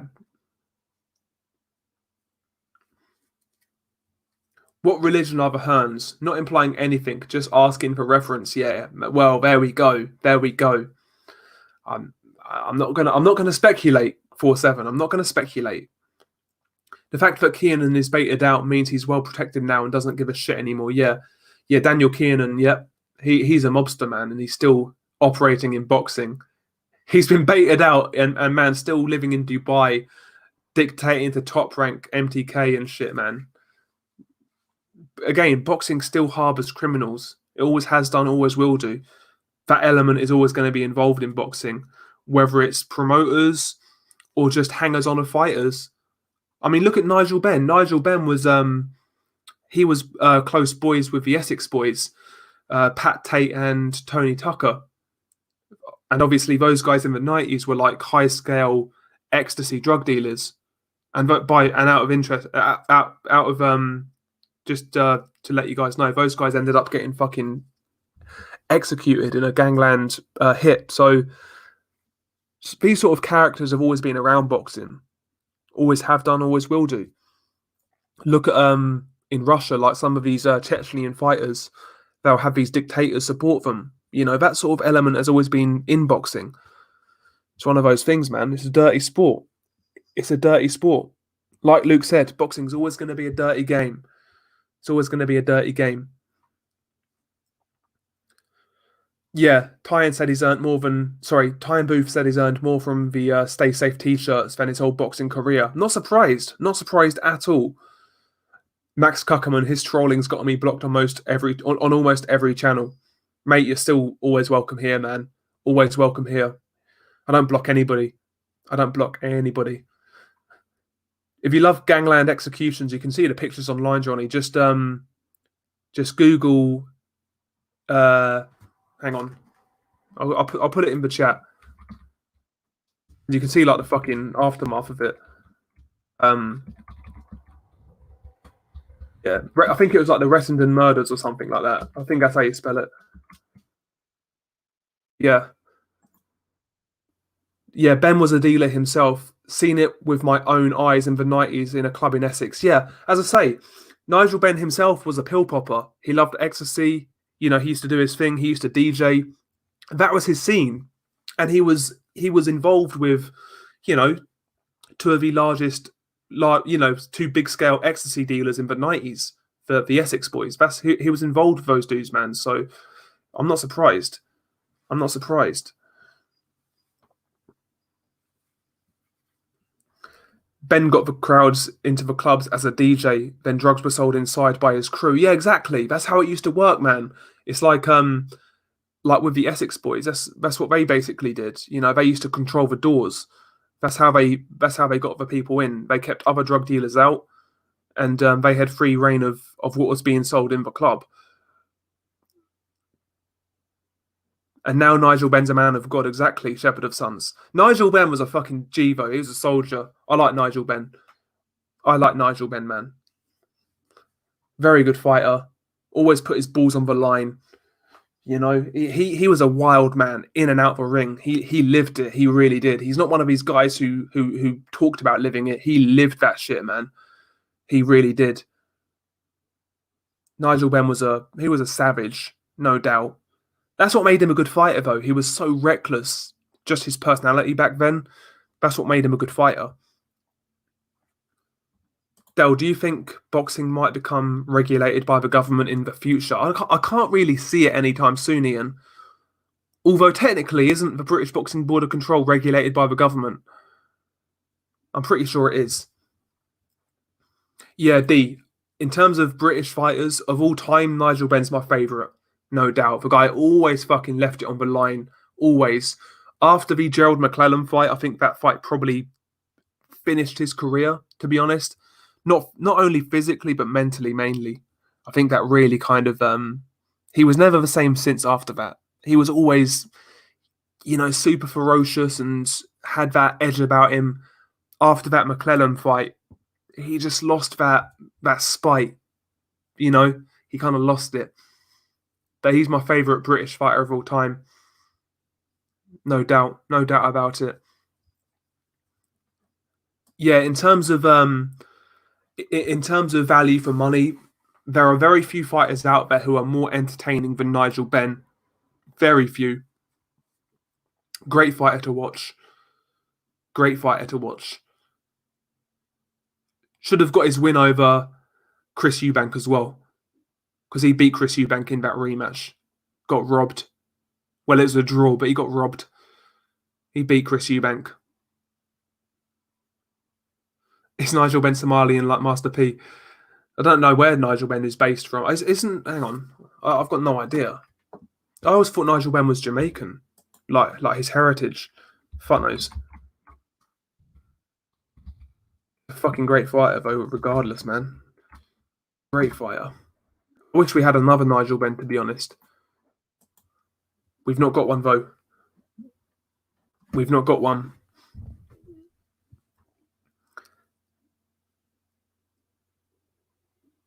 Yeah, exactly, D. Yeah, Ben was severely blunted after the McClellan fight. Yeah, pardon the pun, but it kind of took away his killer instinct. Similar to the Eubank, Michael Watson fight. Chris Eubank was never really the same since. He was never really the same after that. And my theory is, when something like that happens, they always say that mentally it takes something out of you, of course. But people always kind of side towards the fact that they're not the same because they don't want to do it again to another fighter. I think it's the opposite. I think it's they realise this could happen to them, and it takes something out of their performance. That's what I think. I think they're scared of that happening to them. When they've done it themselves, the realisation that it can actually happen is a lot more real. So that's my theory on it. That's my theory. They know it can happen to them. I could be wrong. Oh yeah, Gerald is fucked now. Luke Danger. Gerald is fucked. Yeah, Ty and Booth. Yeah, I'm glad he's fucked eating for a straw. Yeah, Ty and Booth's got he's got no filter, man. I like Tyan. I like Tyan.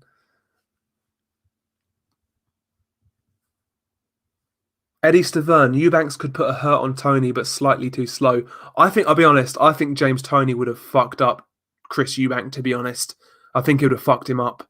He would have given Toney some problems behind that jab. You know, he's a good outside boxer, counter puncher kind of thing, decent distance control.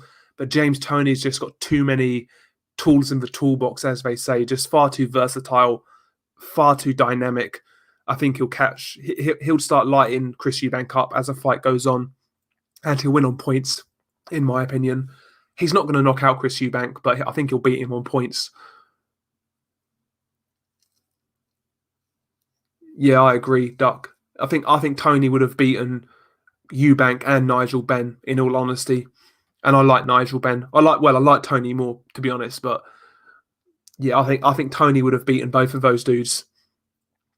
Interestingly, if you're talking about Toney and against British fighters, I think the hardest matchup for James Toney is actually Joe Calzaghe, based on his pure activity, the volume of punches. Thing is with James Toney, even in his prime, he was a very lazy fighter. You know, sometimes he would be very inactive. Against someone like Calzaghe, you can't really do that. Calzaghe had a good chin. Yeah, he could be dropped, but he was never knocked out. He never looked like getting knocked out. If Toney can't stop Joe Calzaghe, I think there's every chance Toney loses against Calzaghe on points, just stylistically. Toney's been outworked in fights against guys who are a lot lesser than James Toney, put it that way. Like Drake Fadzi, for example. You know, that guy was a lot less than Joe Calzaghe, yet he beat James Toney. So I think Calzaghe, stylistically, would have had a good chance. But that's my opinion. Could be wrong. Could be wrong. Yeah, I agree, Eddie Stavern. I agree.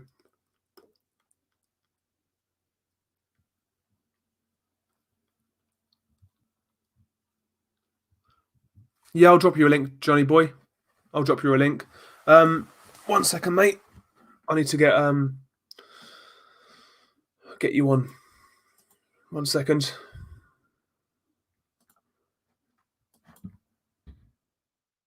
Fucking hell, I nearly ended the stream then. Fuck me. Yeah, that is true, D. You would never write off a prime Nigel Benn, but I've got to make James Toney a favourite over Nigel Benn. By the way, D, mate, if you want to come on, you're more than welcome, bro. You're more than welcome.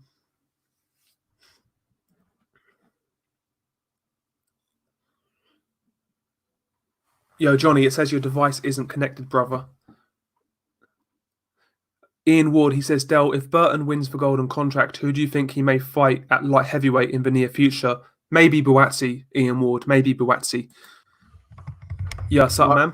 My bad, dude. I was still sticking the penis into the vagina with the computer there. Yeah, with the microphone. So, but what's it called? What's going on, bro? I'm just.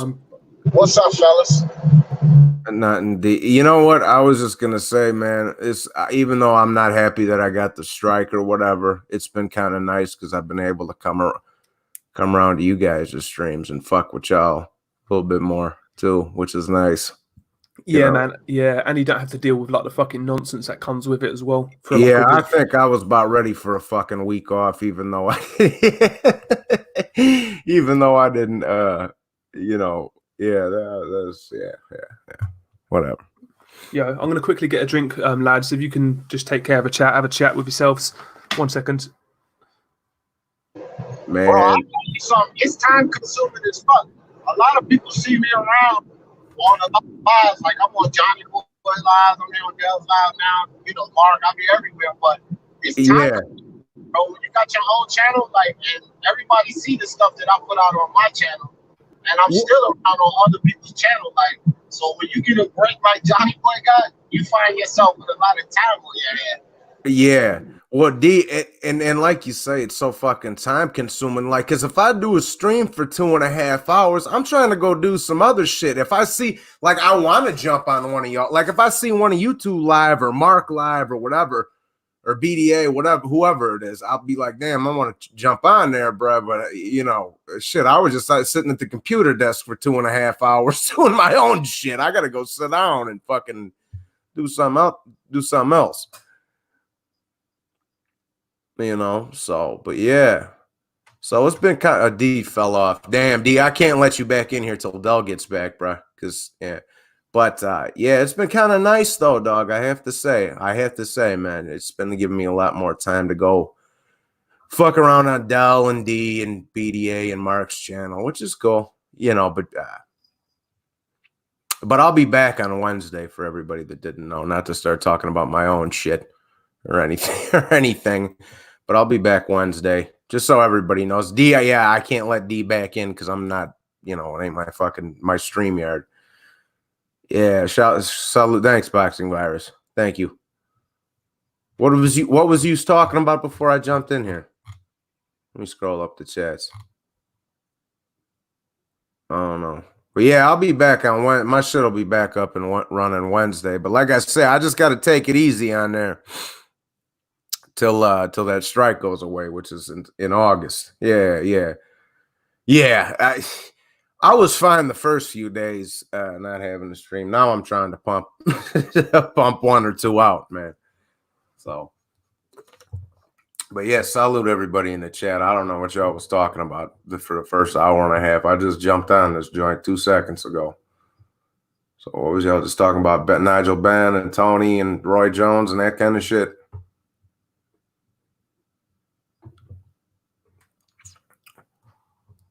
Yo, I'm going to tell everybody right now, I got a strong suspicion that Pacquiao and Crawford are going to end up fighting. You know that? I know, Johnny the Pacquiao fanboy, here we go, blah, blah, blah, blah, blah. Something in my balls is tickling me. That's telling me that fucking, for some reason, I think that fight's going to fucking end up happening. I don't know why. Just something in the back of my mind. And I love them both, so, you know, just may the best man win and all that. I'm back, man. D fell off. I couldn't let him back in, so I was just shooting the shit with the chat. Nice one, brother. Nice one. Welcome back, D. I was driving through downtown, bro. My shit always, like, even Verizon be fucking up when you drive through downtown over here. Yeah, man. What was you guys talking about? Well, what was you talking about, Johnny? I was just talking about my strike and shit, and I was like, "Yo, I got a funny feeling. I think Pacquiao Crawford's going to end up happening here, whether it's next or not. But something in my balls was just telling me that it's going to end up happening because they've been, dude, the last month they've just been gossiping about it and poking at it with Crawford and Pacquiao. Now I'm like, oh shit, we might be in for a little surprise there, boy, a little early Christmas present. You know what I mean? Man. If that happens, I'll be all for it. If you're for Bob Arum, though, I know Bob Arum's been talking about it. I can see why, though. Pacquiao, listen, he's 42 now. He's been out of a ring for nearly a year. It's worth it. Why not? If Crawford could beat Pacquiao, his star power rises through the fucking roof. So it makes sense. For Crawford. I'll tell you this, and then I'm gonna go have a cigarette real quick. But I'll tell you this, bro. Regardless of who your favorite is of Crawford and Pacquiao, one thing I'm going to say is this, bro. It's going to be a fucking good fight, dog. It's going to be a good fight. Regardless of who you're rooting for. I agree, man. I think it'd be a very good fight. Thing with Crawford, he gets the reputation of being like this outboxer, but listen, he's got dog in him. If you tagged Crawford, he's going to come back and try and get you back. And Pacquiao's going to tag him. I could see that being a low-key bit of a war, to be honest. Honestly, I think that'd be a good fight. I think it's going to surprise people. I'll take Crawford right now, I've got to be honest, based on the age. But I think it's a good fight even now. Even Manny now, he's a competitive fight for anybody. Anybody. But yeah, good fight, man. Crawford, can y'all hear me? You're breaking up a little bit, mate. You're breaking up a bit. How about now? Can you hear me now? Yeah, that's a bit better. Yeah, I can hear you. Somebody was calling me. I think that's why. But I think with this Crawford and Pacquiao situation, I don't think. I hate to disagree, but I don't think it's going to be a good fight at all. Damn. I think that it's going to be one-sided, and I'll tell you why I say that. I'm really impressed with Pacquiao, and I'm huge on Pacquiao. I love the guy. My thing is that I said this on my live the other day. Manny Pacquiao beat a Keith once upon a time, Thurman. He ain't beat Keith one time, Thurman. He didn't beat a man that was anywhere close to Keith one time, Thurman. And I get the fact that Thurman was still a champion, and he's one of the himself. And like most people, I picked Pacquiao to win that fight. Way before the VADA shit, way before the bookies' favorite Pacquiao, I picked Pacquiao to win that fight out the gate because I was severely unimpressed with over Josecito Lopez. He almost got stopped in that fight. Now, Keith one time Thurman would have walked through Josecito Lopez. He would have beat the shit out of him. Period. Yeah. And so Keith Thurman, with his constant injuries and the fact that he's really not been himself since that 2.5-year layoff, shout out to Manny, no doubt. But Keith Thurman was the shell of himself. And that Keith Thurman is not beating the Porter that he fought the war with. He's not beating the Danny Garcia he fought the war with. He's not going to beat Spencer Crawford, not this Thurman. And that's who Pacquiao essentially beat. Pacquiao is one of the best ever. I'm not taking nothing away from Pacquiao. But when we talk about young lions, we're talking about young lions who's basically them full selves in their prime. And that what I would say is Porter, Spence, and Crawford. They're their full selves. They're not injured up. They're not a shell of themselves. And I just can't see Pacquiao getting through either of those three guys. Danny Garcia, you may have a chance because he's flat-footed. I don't think he can get away with what Pacquiao's going to bring to the table, to be honest. But Spence and Crawford and Porter, I just really don't. Even you guys, I think that I think these guys outdo Pacquiao. I wouldn't be surprised. You do make a good point with Thurman. I mean, that fight could have kind of flattered to deceive in regards to Manny Pacquiao. I agree. I do agree with that point, but still, man. I mean, Crawford does get touched. He can be buzzed. He can be hurt. We saw that against Kavalauskas. We've seen it against Gamboa. If Pacquiao if Pacquiao can get off and land, he's got a chance. But I do make Crawford a favourite. I would pick Crawford, but I do think it's going to be competitive even now. But who knows, man? You could be right. I wouldn't be shocked if you're right, to be honest. Yeah, and I didn't mean to cut you off, Dale, but the thing with Spence and Porter, and the reason that I put them in, they're not the boxer.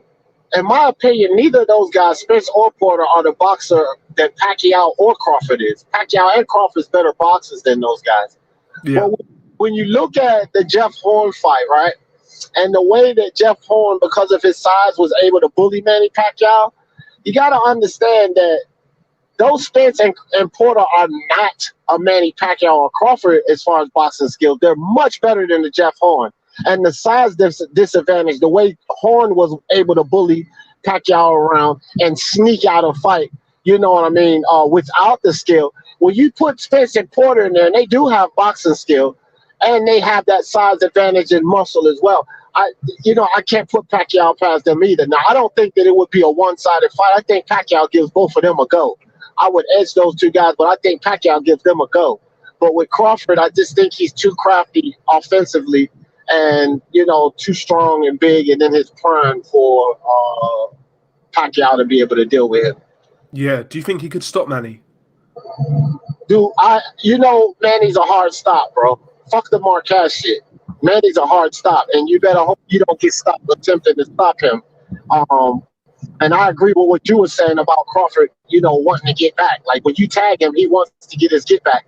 That could put him at severe danger with Manny Pacquiao. Because I will guys this. Manny Pacquiao knows how to finish a fight.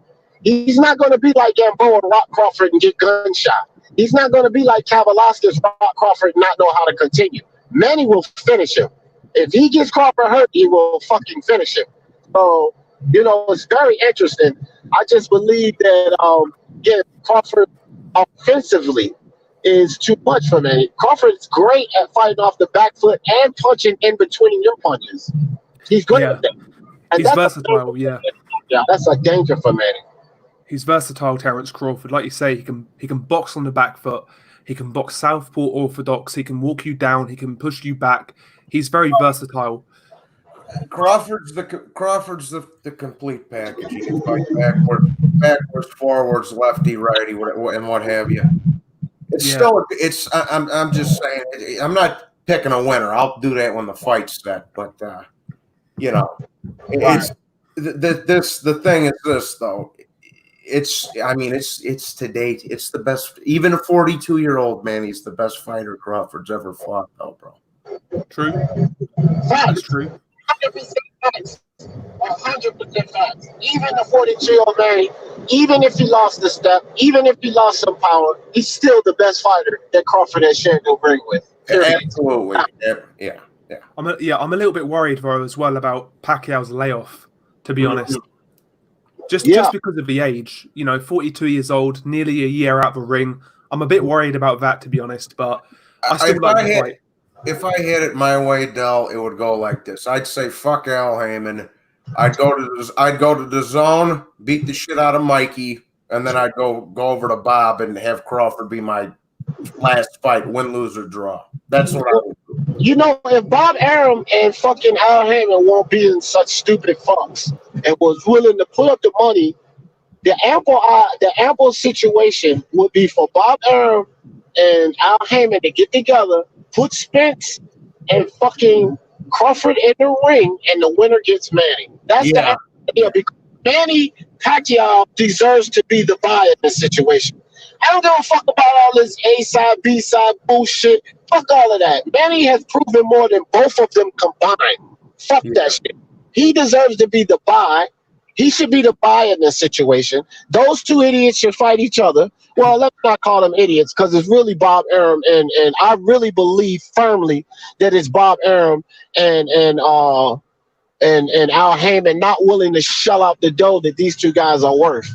I think that's what the problem is with this fight not happening. But with that being said,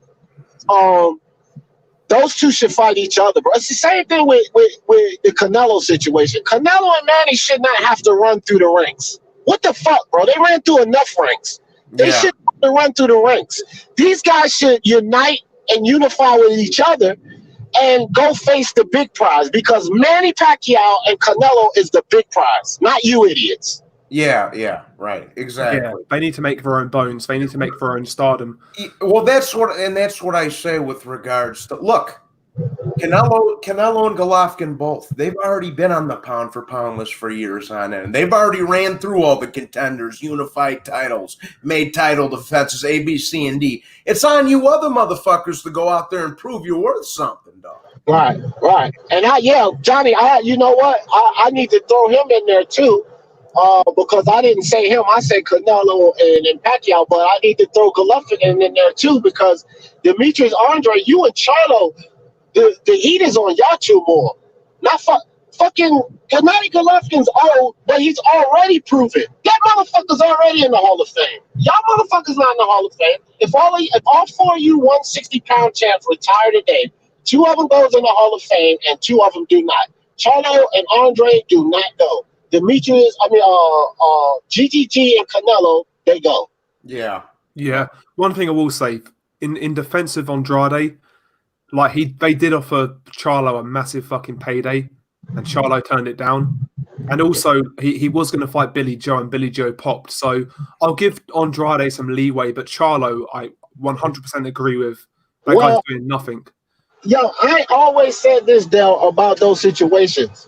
It is buzzard luck, as I like to call it, for Andre, because he had very great fights and situations there for him. And like I said, because of buzzard luck, the fights didn't happen. But at the same time, Demetrius Andre turned down some opportunities that could have also put him in position as well. Yeah. So it's kind of like give and go with him. And But even still, as far as unifying, you're correct. Because the idiot Charlo, what are you doing now, Charlo? And that's the question. Like, boxing's getting ready to come back, and you still don't have a decent name to be called. You idiot, Charlo. Jamal Charlo. Not Jamel, but Jamal Charlo. He gets D. Jefferson, you idiot. I agree. Man, he needs to man the fuck up and fight Derevyanchenko is what the fuck he needs to do, bro. That's what Charlo's silly ass need to be doing. I say either one of them with that fight, Johnny boy. I say either one of them, Demetrius Andre or Charlo. Derevyanchenko deserves a shot at either one of those motherfuckers. Yeah, I agree. And Derevyanchenko's done more than both of them at 160. And I think he has a good chance to beat either one of them. Yeah. The way he put on the performance he put on against GGG, you can't tell me that Derevyanchenko don't have a chance. He's a problem. He's a problem. Andre, Put it this way. This sums up Jamal Charlo's competition. The last time me personally was excited for a Jamal Charlo fight was December 2016 against Julian Williams. We're in 2020 now. Yep.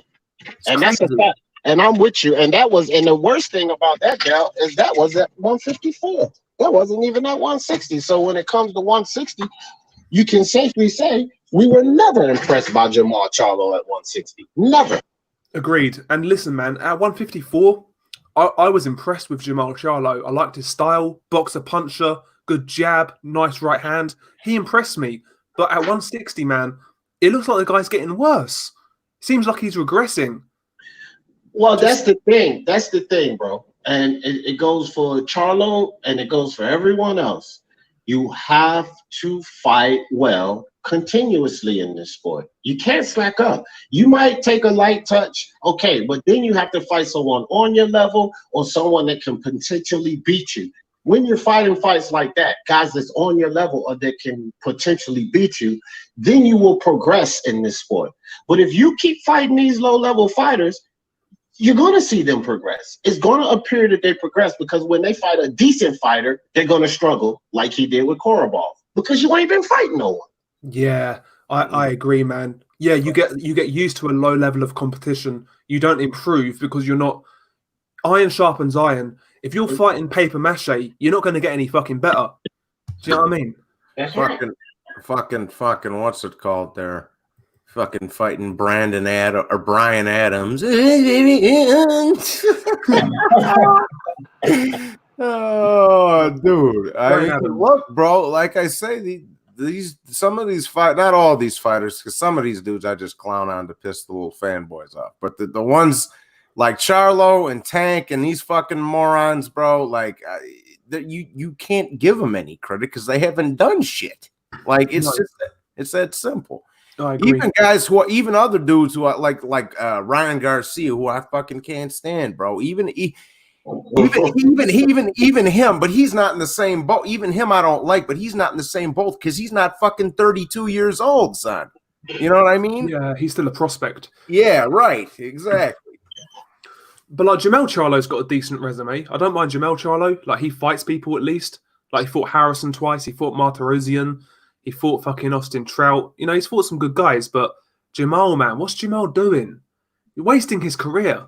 The guy's going to be washed up before he knows it, and he's going to get smacked. He's talking about going to super middleweight and fighting David Benavidez. Benavidez would fucking smash him. He's not big enough. He's not big enough. He's not big enough for 168, in my opinion. He needs to stay at middleweight. Hey, Del, real quick, I'm going to get off my phone and switch to my computer right quick. Oh, nice one. I can see you in there. 1 second, mate. There we go. All right, there we go. But yeah, it's frustrating. It's frustrating with Jamal Charlo. I thought I saw a good fight there for a minute, but I don't know, man. It's hard to get behind somebody who doesn't fight anybody. I'll get behind anybody if you fight people.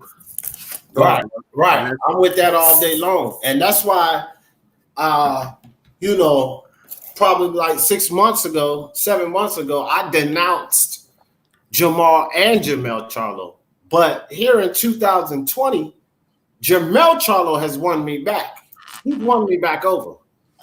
because I think he's heading in the right direction. Look, he's calling out. Look at the 3 names he's calling out: Julian Williams, Rosario, and Lara.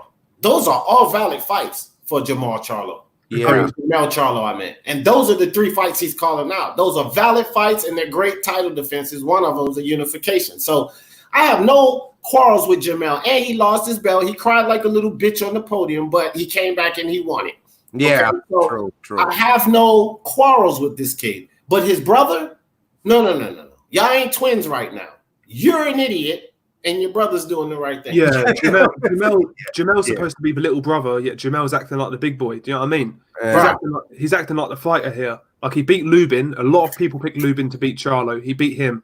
He beat Martirosyan. He beat Harrison. He's doing some work. Jamal, listen, man, Jamal's fucking around, bro. That's what he's doing. He's fucking around. Yeah, bro. That's what I'm talking about. Like with dudes like Tank and these boys, I say, like, bro, every 3 days you look on the computer. Tank got in a fucking crashed 4-wheeler into the fucking wall. He got arrested. He slapped a broad. He got his ass whooped at the club. He whooped somebody's ass at the club. It's just the nonstop bullshit, bro. And that's what I say with like Teofimo. He's in a different category to me now because he just went in there and smoked the champion in 2 rounds, son. You know what I mean? Like, that ain't none of them young boys doing that shit, bro. Yeah. Listen, despite what you say about Tank, I still want to see him go in there and fucking knock Ryan Garcia silly, to be honest with you. Del, I don't give a shit who wins that fight. I can't stand either one of them. As long as somebody gets the fucking snot beaten out of them, I'll be happy. It don't make a goddamn difference to me which one it is. Team Tank, man. Team Tank, baby. He's like Team Tank. Yeah. It don't make it. It looks what like up, blue color? Yo, what's up, Battle Rifle? How you doing, man? Not much. I'm chilling. Yeah, man. No doubt. Me too. D Jefferson, man. I don't mess with you no more, man. I sat in backstage for almost 3 hours, but you still there. Wow. I just left. Battle. Nah, look, bro. Look, listen. So I want you to know this, and everybody else, whoever come there, Dell, if you come there, Johnny Boy, he's been there a couple of times. Speak Your Mind Sports Talk live daily, okay? It's something I just changed up. I put a schedule and everything. It's Speak Your Mind Sports Talk live daily. But this is more of like a show. It's a boxing discussion, and I'm capping out at 4 on the panel. So that's why I kind of had you sitting back there. You feel me? Yeah, I subscribe back to you. That's probably going to fix the notification problem. Oh, yeah, I don't know. Just what I found about the notifications, bro, is have your subscribers unsubscribe and subscribe back to you. That's been helping. That's the only thing I could suggest. But it's just YouTube and the lack of help that they have. A whole lot of systems are fucking quirky right now. So, but if y'all having problems with notifications, just unsubscribe and subscribe back and make sure you hit that bell, and that usually works. So, other than that, I don't know. YouTube's going fucking crazy, bro. I've been having videos where I will have 420 views on it, and I'll look at it 20 minutes later and it say 414 views, and I'm like, how the fuck did the views go down? Nah, the worst thing. Hold on 1 second, Battle. D, for that first month, we had Corona like the middle of March to like the middle of April. None of my notifications was going out. The live streams, the lives wasn't going out. I'd have like 8 fucking people in there, and I ended up taking a bunch of them down because ain't nobody, you know what I'm saying? And same thing with the my little 5-10 minute videos, bro. Same shit. Once in a while, one of them would poke through and get 5, 6, 7, 800 views or whatever. Right. And then the next one, I would get like 69 views. Yeah. 82 views. I was like, what the fuck, man? Don't nobody want to watch me no more? Yeah. Nobody want to listen to old D Jeff?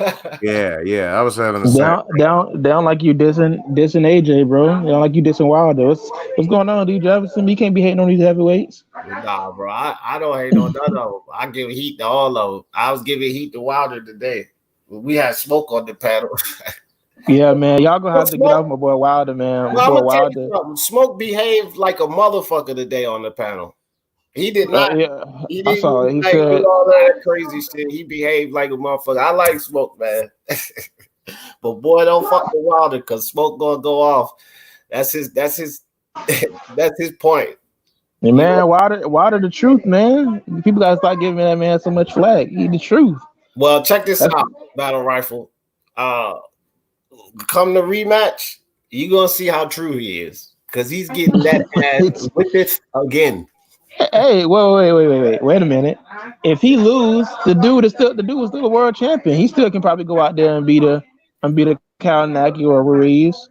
It just depends. It depends on how. If Wilder lose, Alistair 49 is a young kid that comes to my channel. He made a good point. He made actually a really good point. He said if Wilder lose, this is what he should do. He should go fight a Dillian White and a Ruiz. Don't matter if he win or lose. Fight those two and go to Hollywood. I said, damn, you know what? That's a good idea. Hollywood? Yeah. Man, he's going to be the next Rocky. The next Creed villain. I mean, he could. It'd be better than getting your ass whooped in boxing because that's all that's left for him. If he loses, if I'm Deontay, listen, if I'm advising Deontay Wilder, if he loses again, stick around, man. There's still money on the table. The Ruiz fight still does decent numbers. I actually think he could beat Ruiz if he gets his game plan right. But listen, I don't think he could beat Tyson Fury, but someone like Joshua or Ruiz or White, I still think he's got a valid chance of beating these dudes, to be honest. So there's money on the table. I would still stick around, see how the landscape changes and go from there, basically. I don't think he needs to retire if he loses again, but it's down to him. He had a chance to beat Joshua. Prior to the Ruiz one, I thought Wilder had a good chance to beat Joshua. All he had to do was do what he generally does most of the time, survive like 6 or 7 rounds, because Joshua would slow down at that point, and then he would be able to get that right hand in there. And I'm pretty sure Joshua's not, or pretty much anybody else ain't really going to stand up to that right hand. But now, since Joshua's done so much to tone his muscles down, work on his stamina, his footwork, his lateral movement, I really don't see that anymore. And the problem that I have is we know that Wilder can make these adjustments. And I agree that, if he takes a couple of easy touches and work on the adjustments with these trainers, if he fucking listens, that he would be more of a dangerous fighter. The problem that I see with AJ is that AJ every day is working on his craft. He's improving on everything, and he's constantly improving. So the thing is, while Wilder is over there getting the basic fundamentals in, because that's what they have to instill in him, AJ's taking it to even the next level. You understand what I'm saying? And so by the time Wilder does get to where he want to be fundamentally, the motherfucker's going to be like 36. AJ is going to have taken it to the next level, so even still, he'll whoop his ass. I don't see Wilder beating AJ and Fury.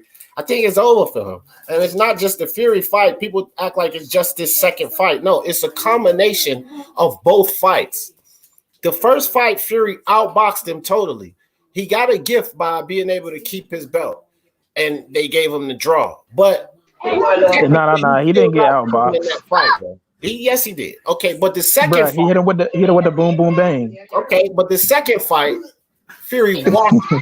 So when you look at a combination of Fury being able to outbox him, because Fury got cocky battle rifle in that first fight, that's why he got caught. But so when you look at a combination of Fury being able to outbox him, being able to pummel him, he's not beating Tyson Fury, bro. Okay? Joshua has taken his game to the next level. It was always the question of who would beat them. But now since Joshua's gone to the same level, what the hell has Wilder done since the question was there? Since the question was there, Wilder has not done a goddamn thing. That's why he got demolished by Fury. He has not adjusted. He's not improved. He's not changed a goddamn thing.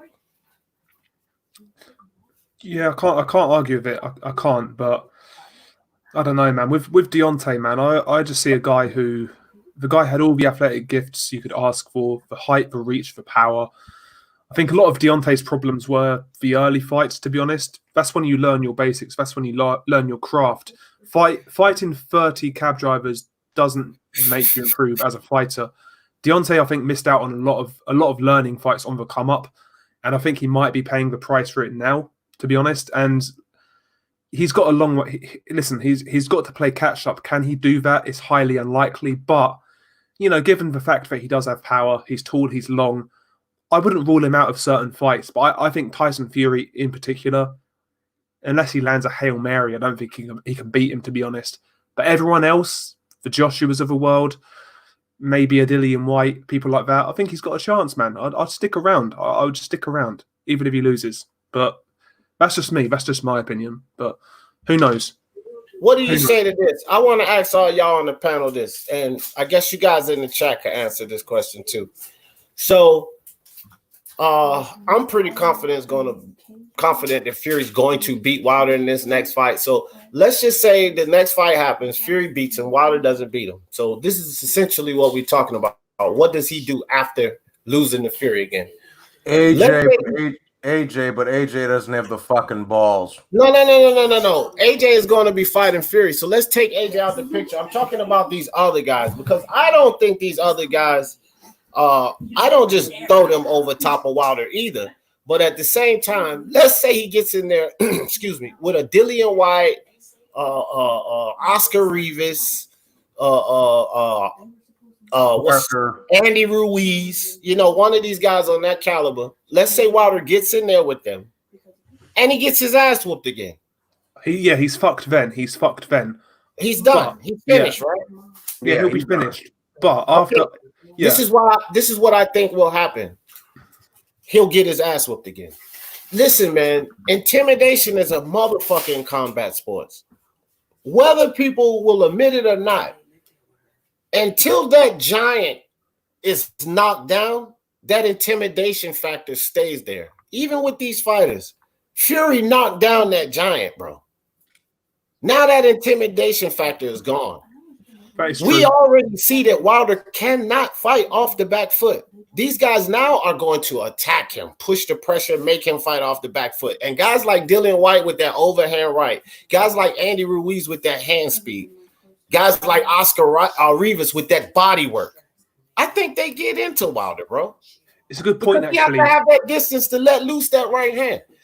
Now these guys have some idea. They don't have to be exactly a Fury, but they have some idea that they can push him back and cause him problems. Now, again, I don't just put these guys over Wilder, but I think that he struggles. And if he gets his ass whooped again after Fury, because Fury is expected. To me, it's expected. I think everybody should expect it. But if he gets his ass whooped post that fight, hang up the gloves. I agree with that. And you made a good point in regards to like the boogeyman being beaten. Once that happens, it is hard to recover from. I mean, look at Kovalev. Kovalev was a guy, by the way, who had much better fundamentals to fall back on. And even when he lost, the aura was gone. Nobody was scared of him anymore. And after that, he got knocked out by Elidia Alvarez, an underdog, and he got knocked out by little Canelo. Even Golovkin loses to Canelo. The aura's not there anymore. It does make a difference. That is a good point. A lot of fighters out there are going to be a lot more confident now against Deontay. Because beforehand, people were, in my opinion, they felt the they knew the aura was there and they bought into it. A lot of guys did. Bro. Fury has busted that shit wide open, dog. It's not. See, look, this is why I keep telling people it's a combination of the two fights. It's not just one fight. We got to look at these two fights and look at what Fury did to the whole Wilder persona. 90% of the fucking boxing fans, I've even heard Wilder fans say they believe, he might have lost that fight. Okay, so let's say 80% of the boxing fans say Wilder lost that first fight. But the aura that he took away in that fight, the first fight, he got up from the right hand, guys, twice. So people's like, oh shit, Fury got up twice? Then in the second fight, he pushed him back, showed he couldn't fight on the back foot, and demolished him. So you knock down this giant, bro. You knock down this giant. And that persona that's going through these other fighters' head changes to damn, I got to stay away from that right hand too. I could beat him too. Yeah, I can walk him down. He's weak. He's skinny. He can't. Yeah, exactly. It changes. And when they go in there with that confidence, I could beat him too. That might just be the confidence they need to beat him too. Yeah, I'm in between. I wouldn't necessarily rule him out, but I hear your points, and I do partly agree. But I'm just saying, like, the likes of Dillian White and people like that, they're not complete fighters. They've got a lot of flaws, man. Oh yeah, for sure. Yeah, they're beatable, man. Deontay on his day could beat all of, like, not to say all of these guys, but he could beat a Dillian White and people like that, and even a Joshua on his day. Factor this in, L. Factor this in. Who is Ruiz with now? Reynoso. Yeah, that's a good move. Well, I think it's a good move. I think it's a good move. It's down to Andy Ruiz, though. I mean, he needs to make that work. It's not down on Eddie to stop Andy's intake of tacos and Twinkies. Do you know what I mean? Andy needs to make it work. If Andy can get serious, and actually monitor his diet, get sensible, then listen, he's in a great spot. He's in a great spot. Hopefully he can make it work. I've got my doubts, to be honest with you, because listen, I'm sure all of us follow boxing closely. I've been hearing about Andy Ruiz for years and years and years, nearly close to 10 years. And for 10 years, I've heard, if Andy gets in shape, he's going to be one of the best. If he gets in shape. He's not done that in 10 years. So I have my doubts. But if he can get in shape, if he can stay focused, he's in the right place. I'll say that much. So, Andy's got a chance. Let me say this. Del. What do we call shape for a body size like his? Because technically, Andy Ruiz at, say, 260, 265, Andy Ruiz has come in the ring. He's gone 12 rounds. He's beaten the big dog. You know what I mean? So being in shape for a fighter like Andy Ruiz, forget about the body, forget about the tone and the muscles. Being in shape for a guy like Andy Ruiz is 255. Yeah. Right? That's reachable, especially with a coach like Reynoso and guys around you like Canelo and Ryan and these guys that's dedicated. That is actually reachable for Andy Ruiz. Andy Ruiz at 255 with his hand speed is dangerous. I agree. Yeah, with Andy Ruiz, listen, the guy's never going to be like body beautiful. He's never going to look like Mike Tyson. But, just be a bit more sensible in regards to the diet. Lose 20 pounds, get to 255, 250. That's what he needs to aim for, right? Nothing crazy, but I just don't have faith in Andy to get it right. I just don't have faith. I've been, me neither. Yeah, you may not want to take a guy like him down too much though, because we got to think of punch resistance here too. See, he's used to being a bigger guy, and Andy has a pretty solid chin. You take away too much of that weight. You remember Al Sharpton when he was all fat and shit, and then he lost weight, and then he looked all sickly and shit, like he on crack or something. You know what I mean? That you take too much weight away from a guy, especially a heavyweight fighter. You may also take some of that punch resistance. So you might not want to take too much weight. We've seen Andy Ruiz fight in phenomenal shape at 265. Like I was saying, you knock 10 pounds off of that at 255. He's brilliant. Like he's going to be all around the place. You know what I mean? He already had, decent head movement, but now Reynoso's going to hone some of that, bro. He's going to slip punches. Slight head movements will get you off center line. Just little slight head movements. Yeah. So, bro, I'm telling you, I think that this is a great move getting with Reynoso. But if the question with Andy Ruiz is discipline, if Reynoso and the team around him can keep the kid from all the Twinkies and ho-hos and fucking chalupas and shit, then maybe, he can improve. You know what I mean? I hope so. I want to see Andy. I want to see how good Andy could be, disciplined and, dedicated. But again, like I said earlier, I'm not expecting it. I'll be pleasantly surprised if he can pull it off, but I hope it goes well for him, but we'll see what happens. I just can't count on him to do it, to be honest. You think it could be the Hellenius? Yeah, I think it could be a Hellenius, to be honest. I think that'd be a good fight. Hellenius hits hard as hell. It's probably a good. I got Ruiz winning that, but I think it'll be a good fight. I think that'll be the ideal fight to come back to, Battle Rifle. Someone like Hellenius, somebody who is, I guess, semi-credible, but at the end of the day, beatable. I think that's a solid fight to come back to. What is Andy Ruiz, Golden Boy? Who is Andy with? No, he's PBC. Is he really? Yeah. PBC. Yeah, because he hasn't fought in PBC in ages, has he?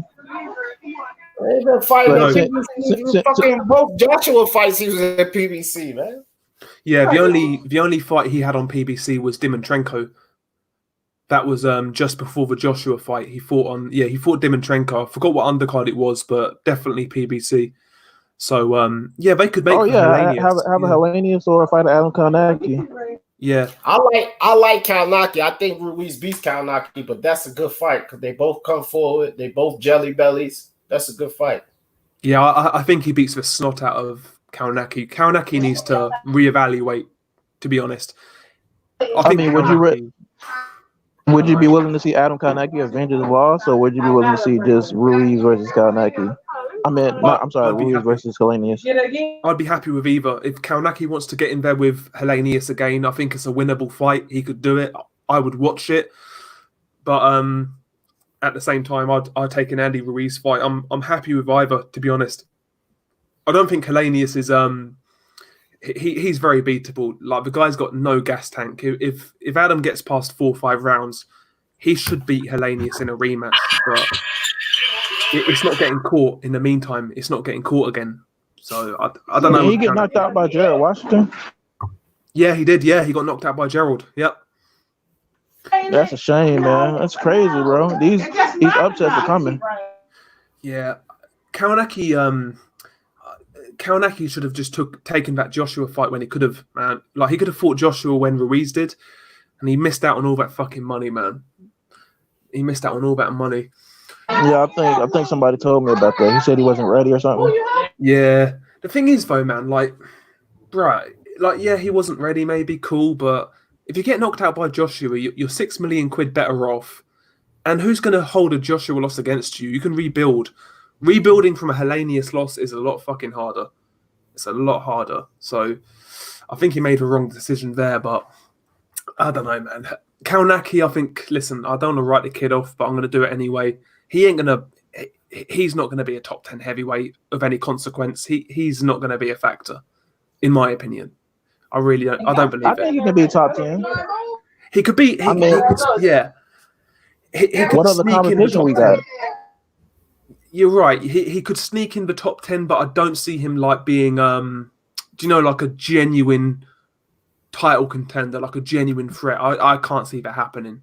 I can't. I don't know. He's got no defense, man. He's got no defense. He fights the same way every fight. I don't see what he's going to change, to be honest. What's he going to change? I've not seen the improvements, to be honest. I've not seen it. I think Kownacki, Hellenius, that result was always going to happen. But, Hellenius just got there first. We'll see, though, man. Kownacki's a fun fighter. He's an action fighter. He can be involved in good fights, but I just don't see him being any type of formidable contender, put it that way. But Andy Ruiz, on the other hand, he can definitely rebuild. So I'm not sure, man.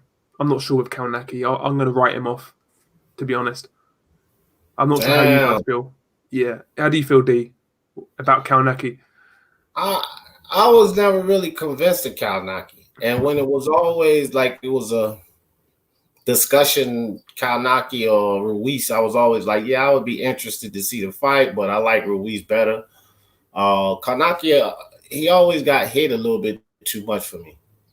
And, look, he ran into Hellenius and he got hit and he couldn't take that power. Think about a guy like Wilder or Joshua or hell, even Dillian White or Rivas hitting him. Bro, he's going to be flattened every time.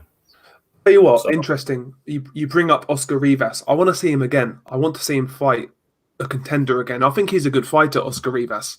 I really do. Yeah. He's a smaller heavyweight, yeah, but he's explosive. Fast twitch muscle fiber, good amateur. he's a solid fighter, man. I'd love to see Oscar Rivas fight. Do you know what? I'd love to see Oscar Rivas fight Andy Ruiz. I think that'd be a great fight. I really do. I would actually favor Rivas. I think Rivas has a good chance in that fight. I think he's got a good chance. Rivas is the thing with Rivas. I would favor Rivas. Rivas can fight, man. He knocked down Dillian White, and that dude come forward, man, be taking those heavy hits, man, coming in with his head, and you ain't gonna be coming past that bald head no time soon. So, like, I'm telling you, bro, I think he can get Ruiz. I don't think he's gonna knock him out, but I think he's gonna beat him.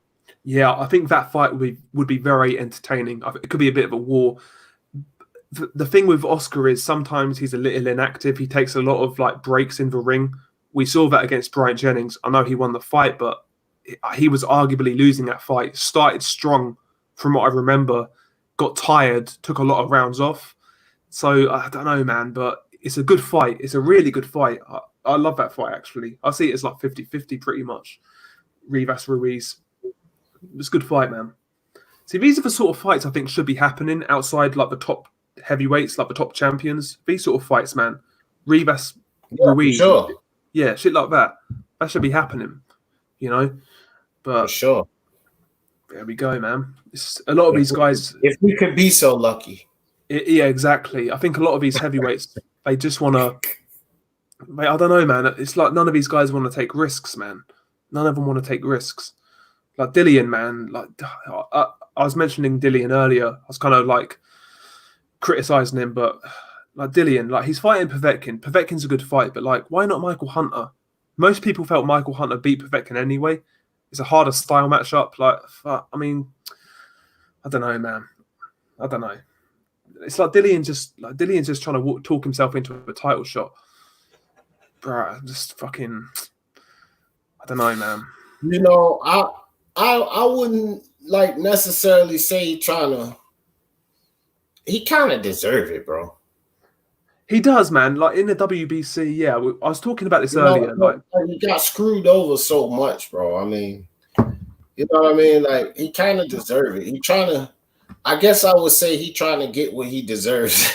Yeah, my only, like I said earlier in the chat, in the stream, my only thing with Dillian is like people try to act like this guy's a victim when the guy's had like opportunities. He had a title shot at Wembley against Joshua, career high payday, chance to avenge his only defeat, a chance to fight for 3 belts. He turned it down.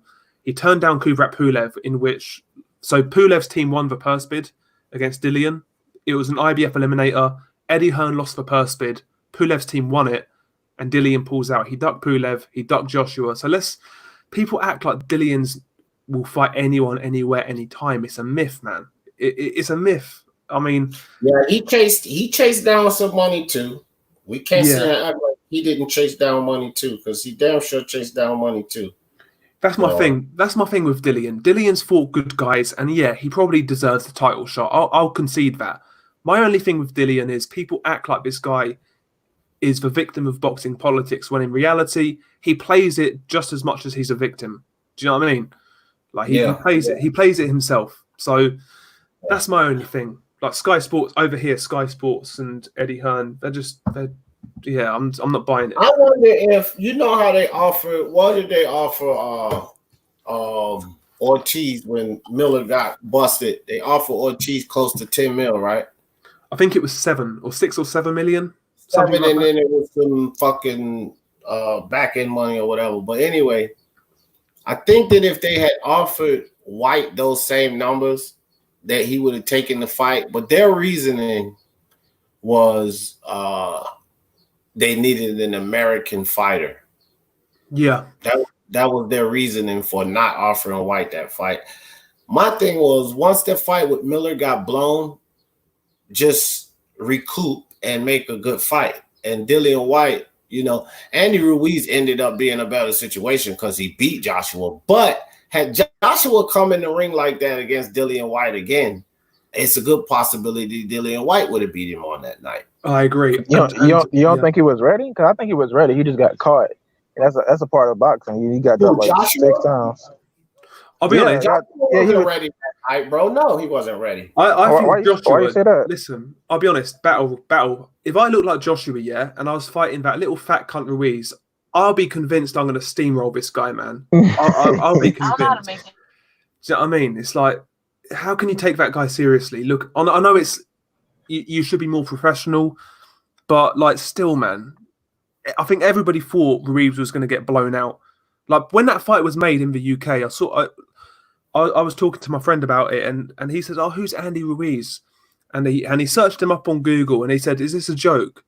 This guy doesn't look like a boxer." I was watching Ruiz beforehand. I knew he wasn't a bad matchup. It's just the fact of the matter, I didn't think he was going to win. I thought he was going to give him a good fight, though. I seen him fight with Joseph Parker. He arguably could have won that fight. I know Ruiz had hands. I already knew he had hands. I just didn't think it was going to be enough to beat Joshua. That was my problem. I agree. And when it came to AJ,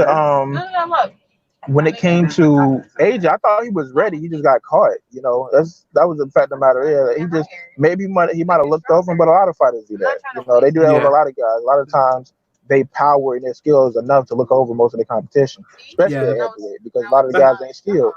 That's how I see it. I think he was going to fight Jarrell Miller in a fight in which he was really, really psyched for. There was a lot of trash talk. Joshua wanted to get him, and he was hyped for that fight. He was psyched for that fight. Then he popped for fucking PEDs. Then Andy Ruiz came in. In that fight week, Andy Ruiz, he was acting like a fan. He was acting like he was happy to be there, coming in there looking like the Pillsbury Doughboy. The guy didn't look serious. He wasn't acting serious. I think Joshua bought into it. He made mistakes. He started punching with Ruiz. He got caught, and he got knocked out, man. I think he took it too lightly, and he made a mistake. He got caught, you know, but he rectified it in a rematch. I think Joshua just kind of fell for his own hype, to be honest with you. I think he fell in love with his own hype, fell in love with his power. He dropped him. He thought it was over. And he got caught, man. You know, he got caught. One of those things. It's one of those things. Yeah, it happened like that at heavyweight, bro. You just got to be skilled. A lot of these dudes, they don't train to that full potential. I always thought AJ's boxing skills needed work. Like as far as his as far as being a boxer, like actually boxing on his toes, he can't really do that in my opinion. I just think that his offense was his bread and butter. That was going to really get him out of situations. Like I knew Jarrell Big Baby Miller had the skills to beat him, but his defense just wasn't as good. So if you're coming up against AJ's defense against Jarrell Miller's defense, AJ just got more pop behind the punches than Jarrell Miller did. Yeah, I think I agree, man. I think I agree. It'd be interesting though, like Jarrell Miller, if he fought Joshua that night, man, I think Miller might have won that fight, to be honest with you. But I don't think it would have been the same Joshua, in all honesty. I think he would have been a lot more psyched up, a lot more prepared in comparison to Andy Ruiz. But I am interested in Jarrell Miller. I want to see how he comes back. I want to see how he looks, you know, after what's happened. Miller is going to get his fat ass whooped when he comes back. I'll tell you why I say that, bro. This dude had half the fucking pharmacy in him, right? He's been caught. You know, he comes from kickboxing, for everyone that don't know. And he was pretty accomplished there as well. He only lost one fight there as well, 20-something fights and only lost one. But he got popped there too. So it's safe to say that this dude's been dabbling around his whole career. Well, when he comes back, they're going to have a microscope on him, and he knows it. He can't have anything. And just his punch volume, his overall endurance and stamina, bro, that had to be from the effects of some of the 30,000 pills or PEDs he was taking. You know what I mean? He's not going to be the same fighter. Somebody's going to beat the shit out of his fat ass. That's going to be the interesting thing is how he looks when he comes back, because he's going to be under a lot of scrutiny. He's going to be under a lot of scrutiny. So it's going to be interesting. I was talking about Jarrell Miller versus Carlos Takam. I think that'd be a good little measure stick for Jarrell Miller, Carlos Takam. I think that'd be a decent fight. That's a competitive fight. Yeah, it's a good fight. I think Jarrell should win, but it's a good fight. That's definitely a decent fight with no PEDs. Yeah, 100%. I mean, what is Miller's gas tank really like? Sorry, I mean, he got a good gas tank, man. The dude, I think he throws the most punches at heavyweight division. yeah, I agree, man. But on the surface, like he was taking EPO, which is basically a stamina drug. It helps you. Good point. Yeah, that's the only thing I'm worried about with Jarrell Miller. Like he's probably going to gas out now after like 4 rounds. But you said it's called EPO. EPO, yeah. But look, Battle. That's my thing with Miller, is that, bro, he was taking so much stuff that it's no telling, like, where he was helped at, like what area, punch volume, stamina, endurance, strength. It's no telling. This dude had so much shit in the system. Now he's not going to have the benefit of any of that. Yeah. So he's going to lose multiple attributes. He's going to get his fat ass whipped. Yeah, he wasn't even filled with PEDs, man. He was filled with fucking jet fuel. Honestly, like he was crazy, man. It's crazy, but listen. Regardless of what he was on, he's a fun fighter to watch. So chuck him in there with Carlos Takam. We'll see what happens. Go from there, Yeah. But yeah, it'll be interesting. I think Takam's a good fight. Yeah, if he can replicate that without PEDs to some extent, I still think that style that he brings is an interesting proposition because there's not many guys who can throw that sort of volume at that size, working the body. He's got an interesting style. So if he comes back, I am interested. I'm interested to see where he goes, how he progresses, but we'll see, man. We'll see. Speaking of the heavyweight division, though, I want to see these old boys get taken out. I've said this before. I'll say it again. Povetkin, Pulev, Ortiz. I want to see these guys get smoked, taken out. These guys are too old to be hanging around in a top 10 ranking, man. Get these guys out. We need these young boys to come through.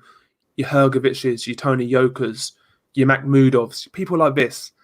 These guys need to start pushing on now because I'm tired of these guys, man. These Pulevs of the world. These guys need to be yeah. They need to put these young guns in there and let them take them out. That's what they need to do because I believe that they can. I believe Joyce can get him, Hrgovic, Dubois. What's the other dude? Yoka. Well, Toney Yoka, yeah, with his Jalalov. I believe even Jalalov can get in there and knock one of these guys out because they're over the hill, bro. And once you get knocked out by a prospect, then you're no more than a gatekeeper. Yeah, man. That's what I'm saying. Like the heavyweight division, I think we're in a transition period. Like I say, there's still a few old guys in the rankings where there's a lot of like young boys coming up. I think now you're going to see a transition between the old boys going out and the young boys coming in. So hopefully these prospects can actually start pushing forwards now and actually getting good fights. I'm not interested in Toney, in fucking Filip Hrgovic fighting Jerry Forrest. I want to see Filip fight, genuine competition, even if it's like a Brazil or a Hellenius. I want to see these guys start pushing now, to be honest with you. None of these learning fights, man. Hrgovic is like an elite level amateur. Time to start pushing forwards now, man. Do you know what I mean? Yeah. I want to see these guys push forwards. Great. Make the division a bit more, a bit fresher, because a lot of these guys, in my opinion, they've been hanging around far too long. They need to be taken out the equation, and it's down to these young boys to do it. So hopefully we see in the next 12 months some new blood in the division, because right now it's kind of like the same old. There's the top 2 or the top 4 actually: Joshua, Fury, Wilder, and White. I want to see some new guys contend, to be honest. But yeah, we'll see what happens with that. There's some guys I'm excited about. But yeah, man, we'll see what happens. And then another thing too is like getting these older guys out of the way like that too. It kind of these guys that older like that and they have resume and they still on the top 10 list, they can make certain demands. and the demands are valid because who they are. So you knock them off and get them out of the way. These younger, hungrier fighters that are you willing to pay less because they want the opportunity. It just brings more of the best fights back to boxing anyway, because these guys are not, they don't even have the ability to demand more because they haven't proved anything yet. Exactly, man. Exactly. But it's like Luke Danger said in the chat, Pulev went life and death with Bogdan Dinu, yet this guy's still ranked top 10. Like, these guys have no place, in my opinion. They need to, yeah. The thing is, though, I don't know, man. Now we live, like, there's no prospect versus prospect fights anymore on the come-up. These are the sort of fights that should happen, like Hrgovic versus, I don't know, Ajagba. You know, fights like this. These are all great fights. Separate the men from the boys, see who's the real deal and go from there. But a lot of these guys just like to play safe, man, and feast on subpar competition. I want to see these guys step up now. I really do. A lot of these guys are getting hyped, man. So Hrgovic, Ajagba, Yoka, Dubois. Dubois is actually doing it, though. He's fighting Joyce, but that's what I'm trying to say. These guys need to follow Dubois' lead. Fight a fellow prospect. Dubois Joyce is the example. You know? Do something along those lines. Get us excited. Try and push forwards. Kind of thing. But, yeah, man. The heavyweight division, I mean... It gets... Blue. Yo. You got Netflix? I do, yeah. I think they add uncut gems to it. Oh, yeah, I need to watch that. I need to watch it, man. That Adam Sandler movie? Yeah. There's so much I need to watch right now, man. I've got a fucking list as long as my arm, honestly. So much. But like yeah. A movie list? Yeah, well, like figuratively, like I've got loads to watch, like loads of movies, loads of series. I need to catch up, man. I've not watched anything, man, in the last. Oh yeah, me neither, bro. I'm just like you, though. I got and I intentionally stopped and intentionally didn't pick up anything else because I said I don't need to pick up any more series. I got 4 series that I need to finish. 4 different. What's the 4? Yeah, fuck that. What are the 4? Yeah. Why you all up in my business, son? No, I'm just playing. I like some of the hero movies, but one of the big ones is the Walking Dead shit. You know what I mean? And then the Power, and then Flash. That show, the Flash, is on Netflix. Power's not on Netflix, but that's still a series. You like the Flash? Yeah, I like that shit, bro. Man, I used to love it, but I don't like it no more, man. It got too much for me. I don't like the writing, bro. The writing was so good in season 1 and 2. Yeah, they get kind of they went kind of Hollywood with it. Too much love scenes and stories about fucking, you know what I mean? I get it, but I still like the show. I mean, what season you stopped on? Because I stopped on I think. See, that's 6. the thing. I was just about to say that. You might have spoiled some of it for me because now I know this shit gonna get whacked. Okay, if I'm being completely honest, I stopped at the season with Zoom. Oh, so season 2. All right. Basically, let me put it this way. It's not that the story just gets so completely out of whack. It does at some point. It gets super melodramatic, and it takes so much from the show that it gets so soap opera-y. Like when you watch, like if you ever watch Supergirl, it's on that level. Yeah. I need to watch. I keep on getting told about Ozark, but I've not seen anything of it. So Ozark is nice. Yeah, I need to watch that. That sounds like it's up my I finished the 3rd season like a month ago. Yeah, I keep on hearing good things. It sounds like it's something I'd enjoy, so I need to watch that. That's the main thing really right now for me is Ozark. I need to get on that shit, man. But yeah, we'll see. Everybody keep telling me about that Game of Thrones shit, and I never watched that. And everybody like, that shit is just watch Game of Thrones through 1 through 5, and then that's it. You don't need to watch the rest of the seasons. I've heard that as well. I'm not watching any of that shit, man. I've not seen Game of Thrones. Bro, why won't you give it a chance, D? What the hell did I just explain to you? I don't need to get hooked on no more damn shows. That's the whole point. Like I ain't watch. That's why I said people tell me to watch it, but I'm not. I can't lie though. No. It sounded like you were saying like you wasn't gonna watch the show. Period. Oh no. I might watch it when I get time. Maybe I don't know if I go on vacation or something. But outside of that, I ain't picking up no new shows, bro. Damn that. Yeah, man. I mean, the thing that puts me off about that show is like I hate shows from like the distant past. I'll be honest with you. I can't stand it. I hate like that sort of shit. You don't like medieval times or old westerns or stuff like that? No, I don't like it. I'll be honest. I'm not a fan. Oh my god, really? You don't like cowboy movies? You don't like Gladiator or freaking Gladiator is the exception. I like Gladiator. What about movie? No. I said like older time movies. Like what about like Tombstone, L Dog? You like Tombstone? Yeah, Tombstone is raw. Yeah, there's a few cowboy movies I like, but like it got Val Kilmer in it. Yeah, Doc Holliday. Bruh, fuck me, man. Yeah, like I'm not a fan of like just olden time movies. Like I do like some Western movies, but like for the most part, just not for me. To be honest with you, not for me. So you ain't like Troy either, or you ain't like 300. I hated Troy. I watched Troy. I hated it. I didn't watch 300 though. So what? Yeah, couldn't stand it. Didn't like it. Unbelievable. You gotta shut the channel down. You gotta shut it down for like 3 months. I'm sorry. Go ahead. I just can't get invested. I can't. It just doesn't drag me in, man. I don't know what it is. That's my thing though. It's not a reflection on the movie itself. That's just me, to be honest with you. I got you, yeah, because I can't get into a lot of Harry Potter. I know a lot of people like Harry Potter, but I can't really get into it. I hate that shit. Mate, I couldn't watch that sort of stuff. Lord of the Rings, Harry Potter, all that nonsense. No way.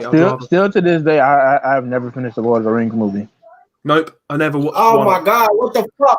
What is wrong with you guys? I watched all of it, bro. I've never started. I have never finished one. All of it. No, okay, look, I'm gonna be honest. Those movies came out when I was a kid. So, Lord of the Rings, like me watching a 3-hour movie, I couldn't sit through them. As a kid, I couldn't just sit through them, and then I never came back to them.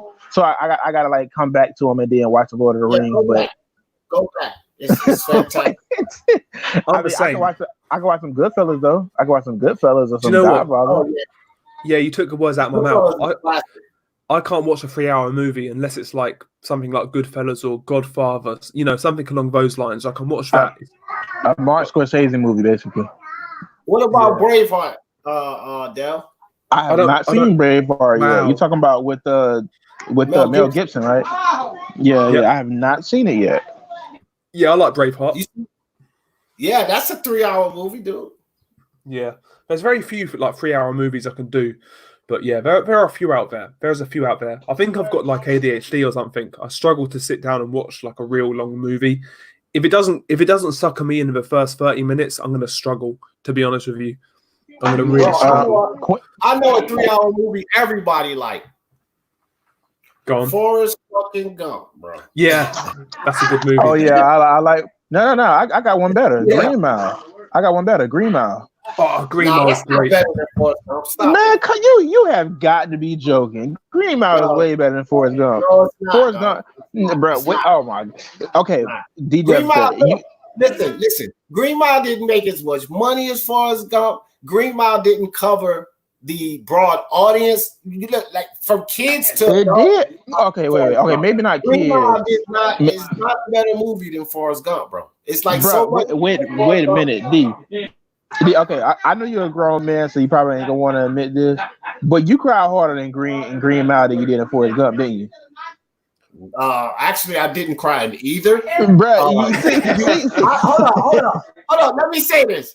Actually, I didn't cry in either, you little sissy. But I know you cried in one of them. I will say this. Okay.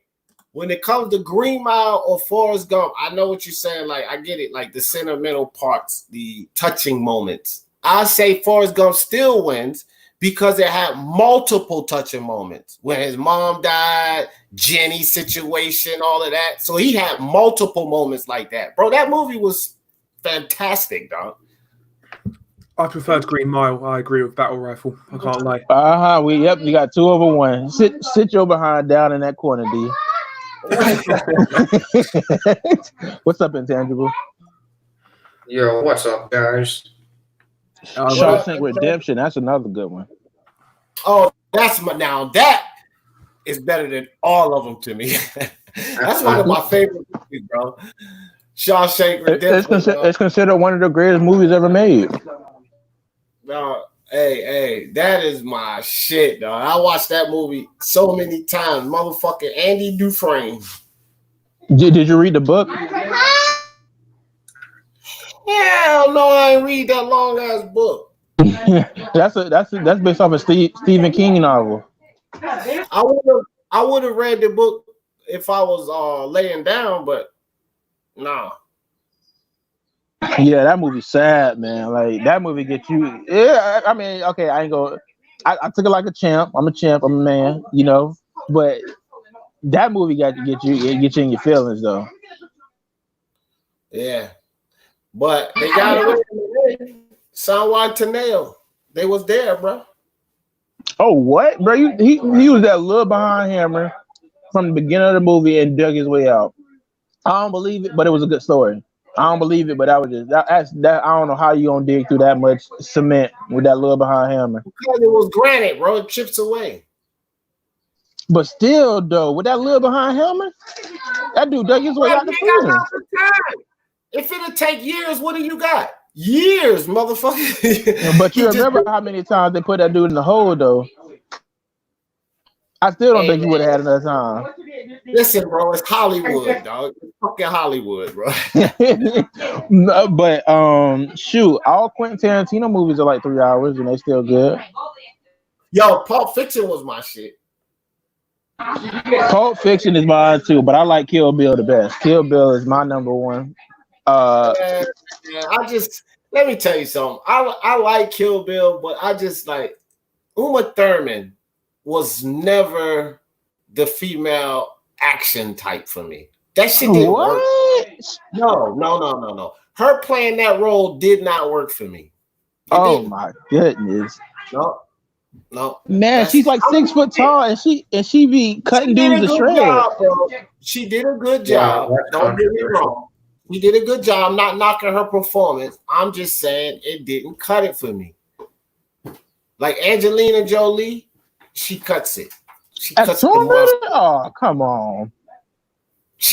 Listen, her character's Salt will beat the shit out of. Let's look at the character. No, D. Jefferson, you have lost your mind. Salt would beat the shit out of you with Thurman. Stop it, bro. Out of Beatrice Kiddo, you have lost your mind. She killed the crazy 88. And she was good with the pistols. See? Bruh, she can't use a sword, though. Bruh, she killed the crazy 88. Bruh, she killed the... A battle rifle. You know what's going to happen to you? You're going to be slumped over because you're going to bring a knife to a gunfight. Yeah, what's up? Bruh, Yo, what's up, fellas? Hey, listen, I gotta come in here hot, man, because you guys were saying that Game of Thrones was not that good. All right, now I'm gonna give you I'm gonna give you some backstory, right? I don't like Lord of the Rings, and I live in New Zealand. All right, I hate all that fantasy stuff. Really? Don't like dragons. Don't like fucking elves, whatever they call themselves. Not a fan. But I decided to give Game of Thrones a go, right? And it took me, I think, 2 weeks exactly to finish all 8 seasons. It was that good. I know. I said watch through season 5, and then after that, you don't need to watch it no more. Yeah, all right. Seasons 1 through, I would even say 6. Seasons 1 through 6 are really good. Like, really good. Especially 1 through 3. Those seasons are actually some of the best television I've ever seen. Basically, D. Jefferson, if you're watching it, seasons 1 through 5 are the books. once they go to 6, 7, and 8, the books are already done. So that's when the show starts getting worse. Battle rifle. Go I ahead. ain't watching it. Yeah, I I ain't can't. watching it. I swear one day you're just gonna be sitting in front of the TV, like, you know what? I got time. And you're gonna watch one episode and it's gonna be like 3 o'clock in the morning. She's like, you still watching this? She's like, heck yeah, it's not good. It's gonna be one of them days, bro. I'm telling you, you're gonna watch one episode, you're gonna be hooked. It's so good, man. Like the first. You get trapped. That's how you get trapped. That's why I'm not gonna watch the first episode, because I like shit like that. Man, come on. Hey, Battle Rifle. The first episode is the best episode to get hooked on as well, because I don't know, man. You gotta watch it. I think the first episode to get hooked on the TV show is probably the first episode of Prison Break. If you ever seen that. Yeah, I've seen Prison Break. I like Prison Break. If you watch the first episode, you like, I'm hooked. I'm going in. I'm about to binge this whole thing. See, that's what I'm talking about. Now listen, me and my wife watched 2 episodes of that. 2. We spent like 5 days watching that fucking show, bro. Are you serious? We didn't watch nothing else but goddamn Prison Break for like the next 5 fucking days, my nigga. Cause that junk good. That junk is legendary. Right. Every bit of free time we had, it was popcorn and goddamn Prison Break. And that's the type of shit I don't want to do. That's why I'm not even gonna look at the first episode of Game of Thrones, because it's gonna get me hooked. No. Bro, when you watch the greats, they do that to you. Like I watched a show called The Pacific. It's another HBO show. It's like it's a war show, so some people might not like war. Band of Brothers, right? Kinda, sorta. It's like it was made at HBO like in 2012, I think. And bro, yeah, I remember actually. I think I watched it. That show is amazing. It's on Hulu right now. That's what I watched it on again. Yo, lads, I've got to call this off. I need to make a phone call, so it's going to be a long one. Man. Yeah, I'll probably fire one up in the next couple of days anyway. Do another live stream, but yeah, I need to make a phone call. Hey, do yourself a favor and watch Game of Thrones. Nah, it's not going to happen, man.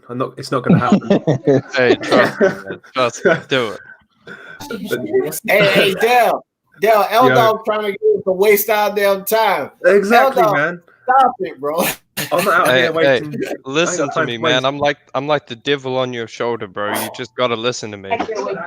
We're gonna have to force somebody to watch get D Jefferson to watch. We're gonna have to get somebody like strap him down to a chair and like tape his eyelids open.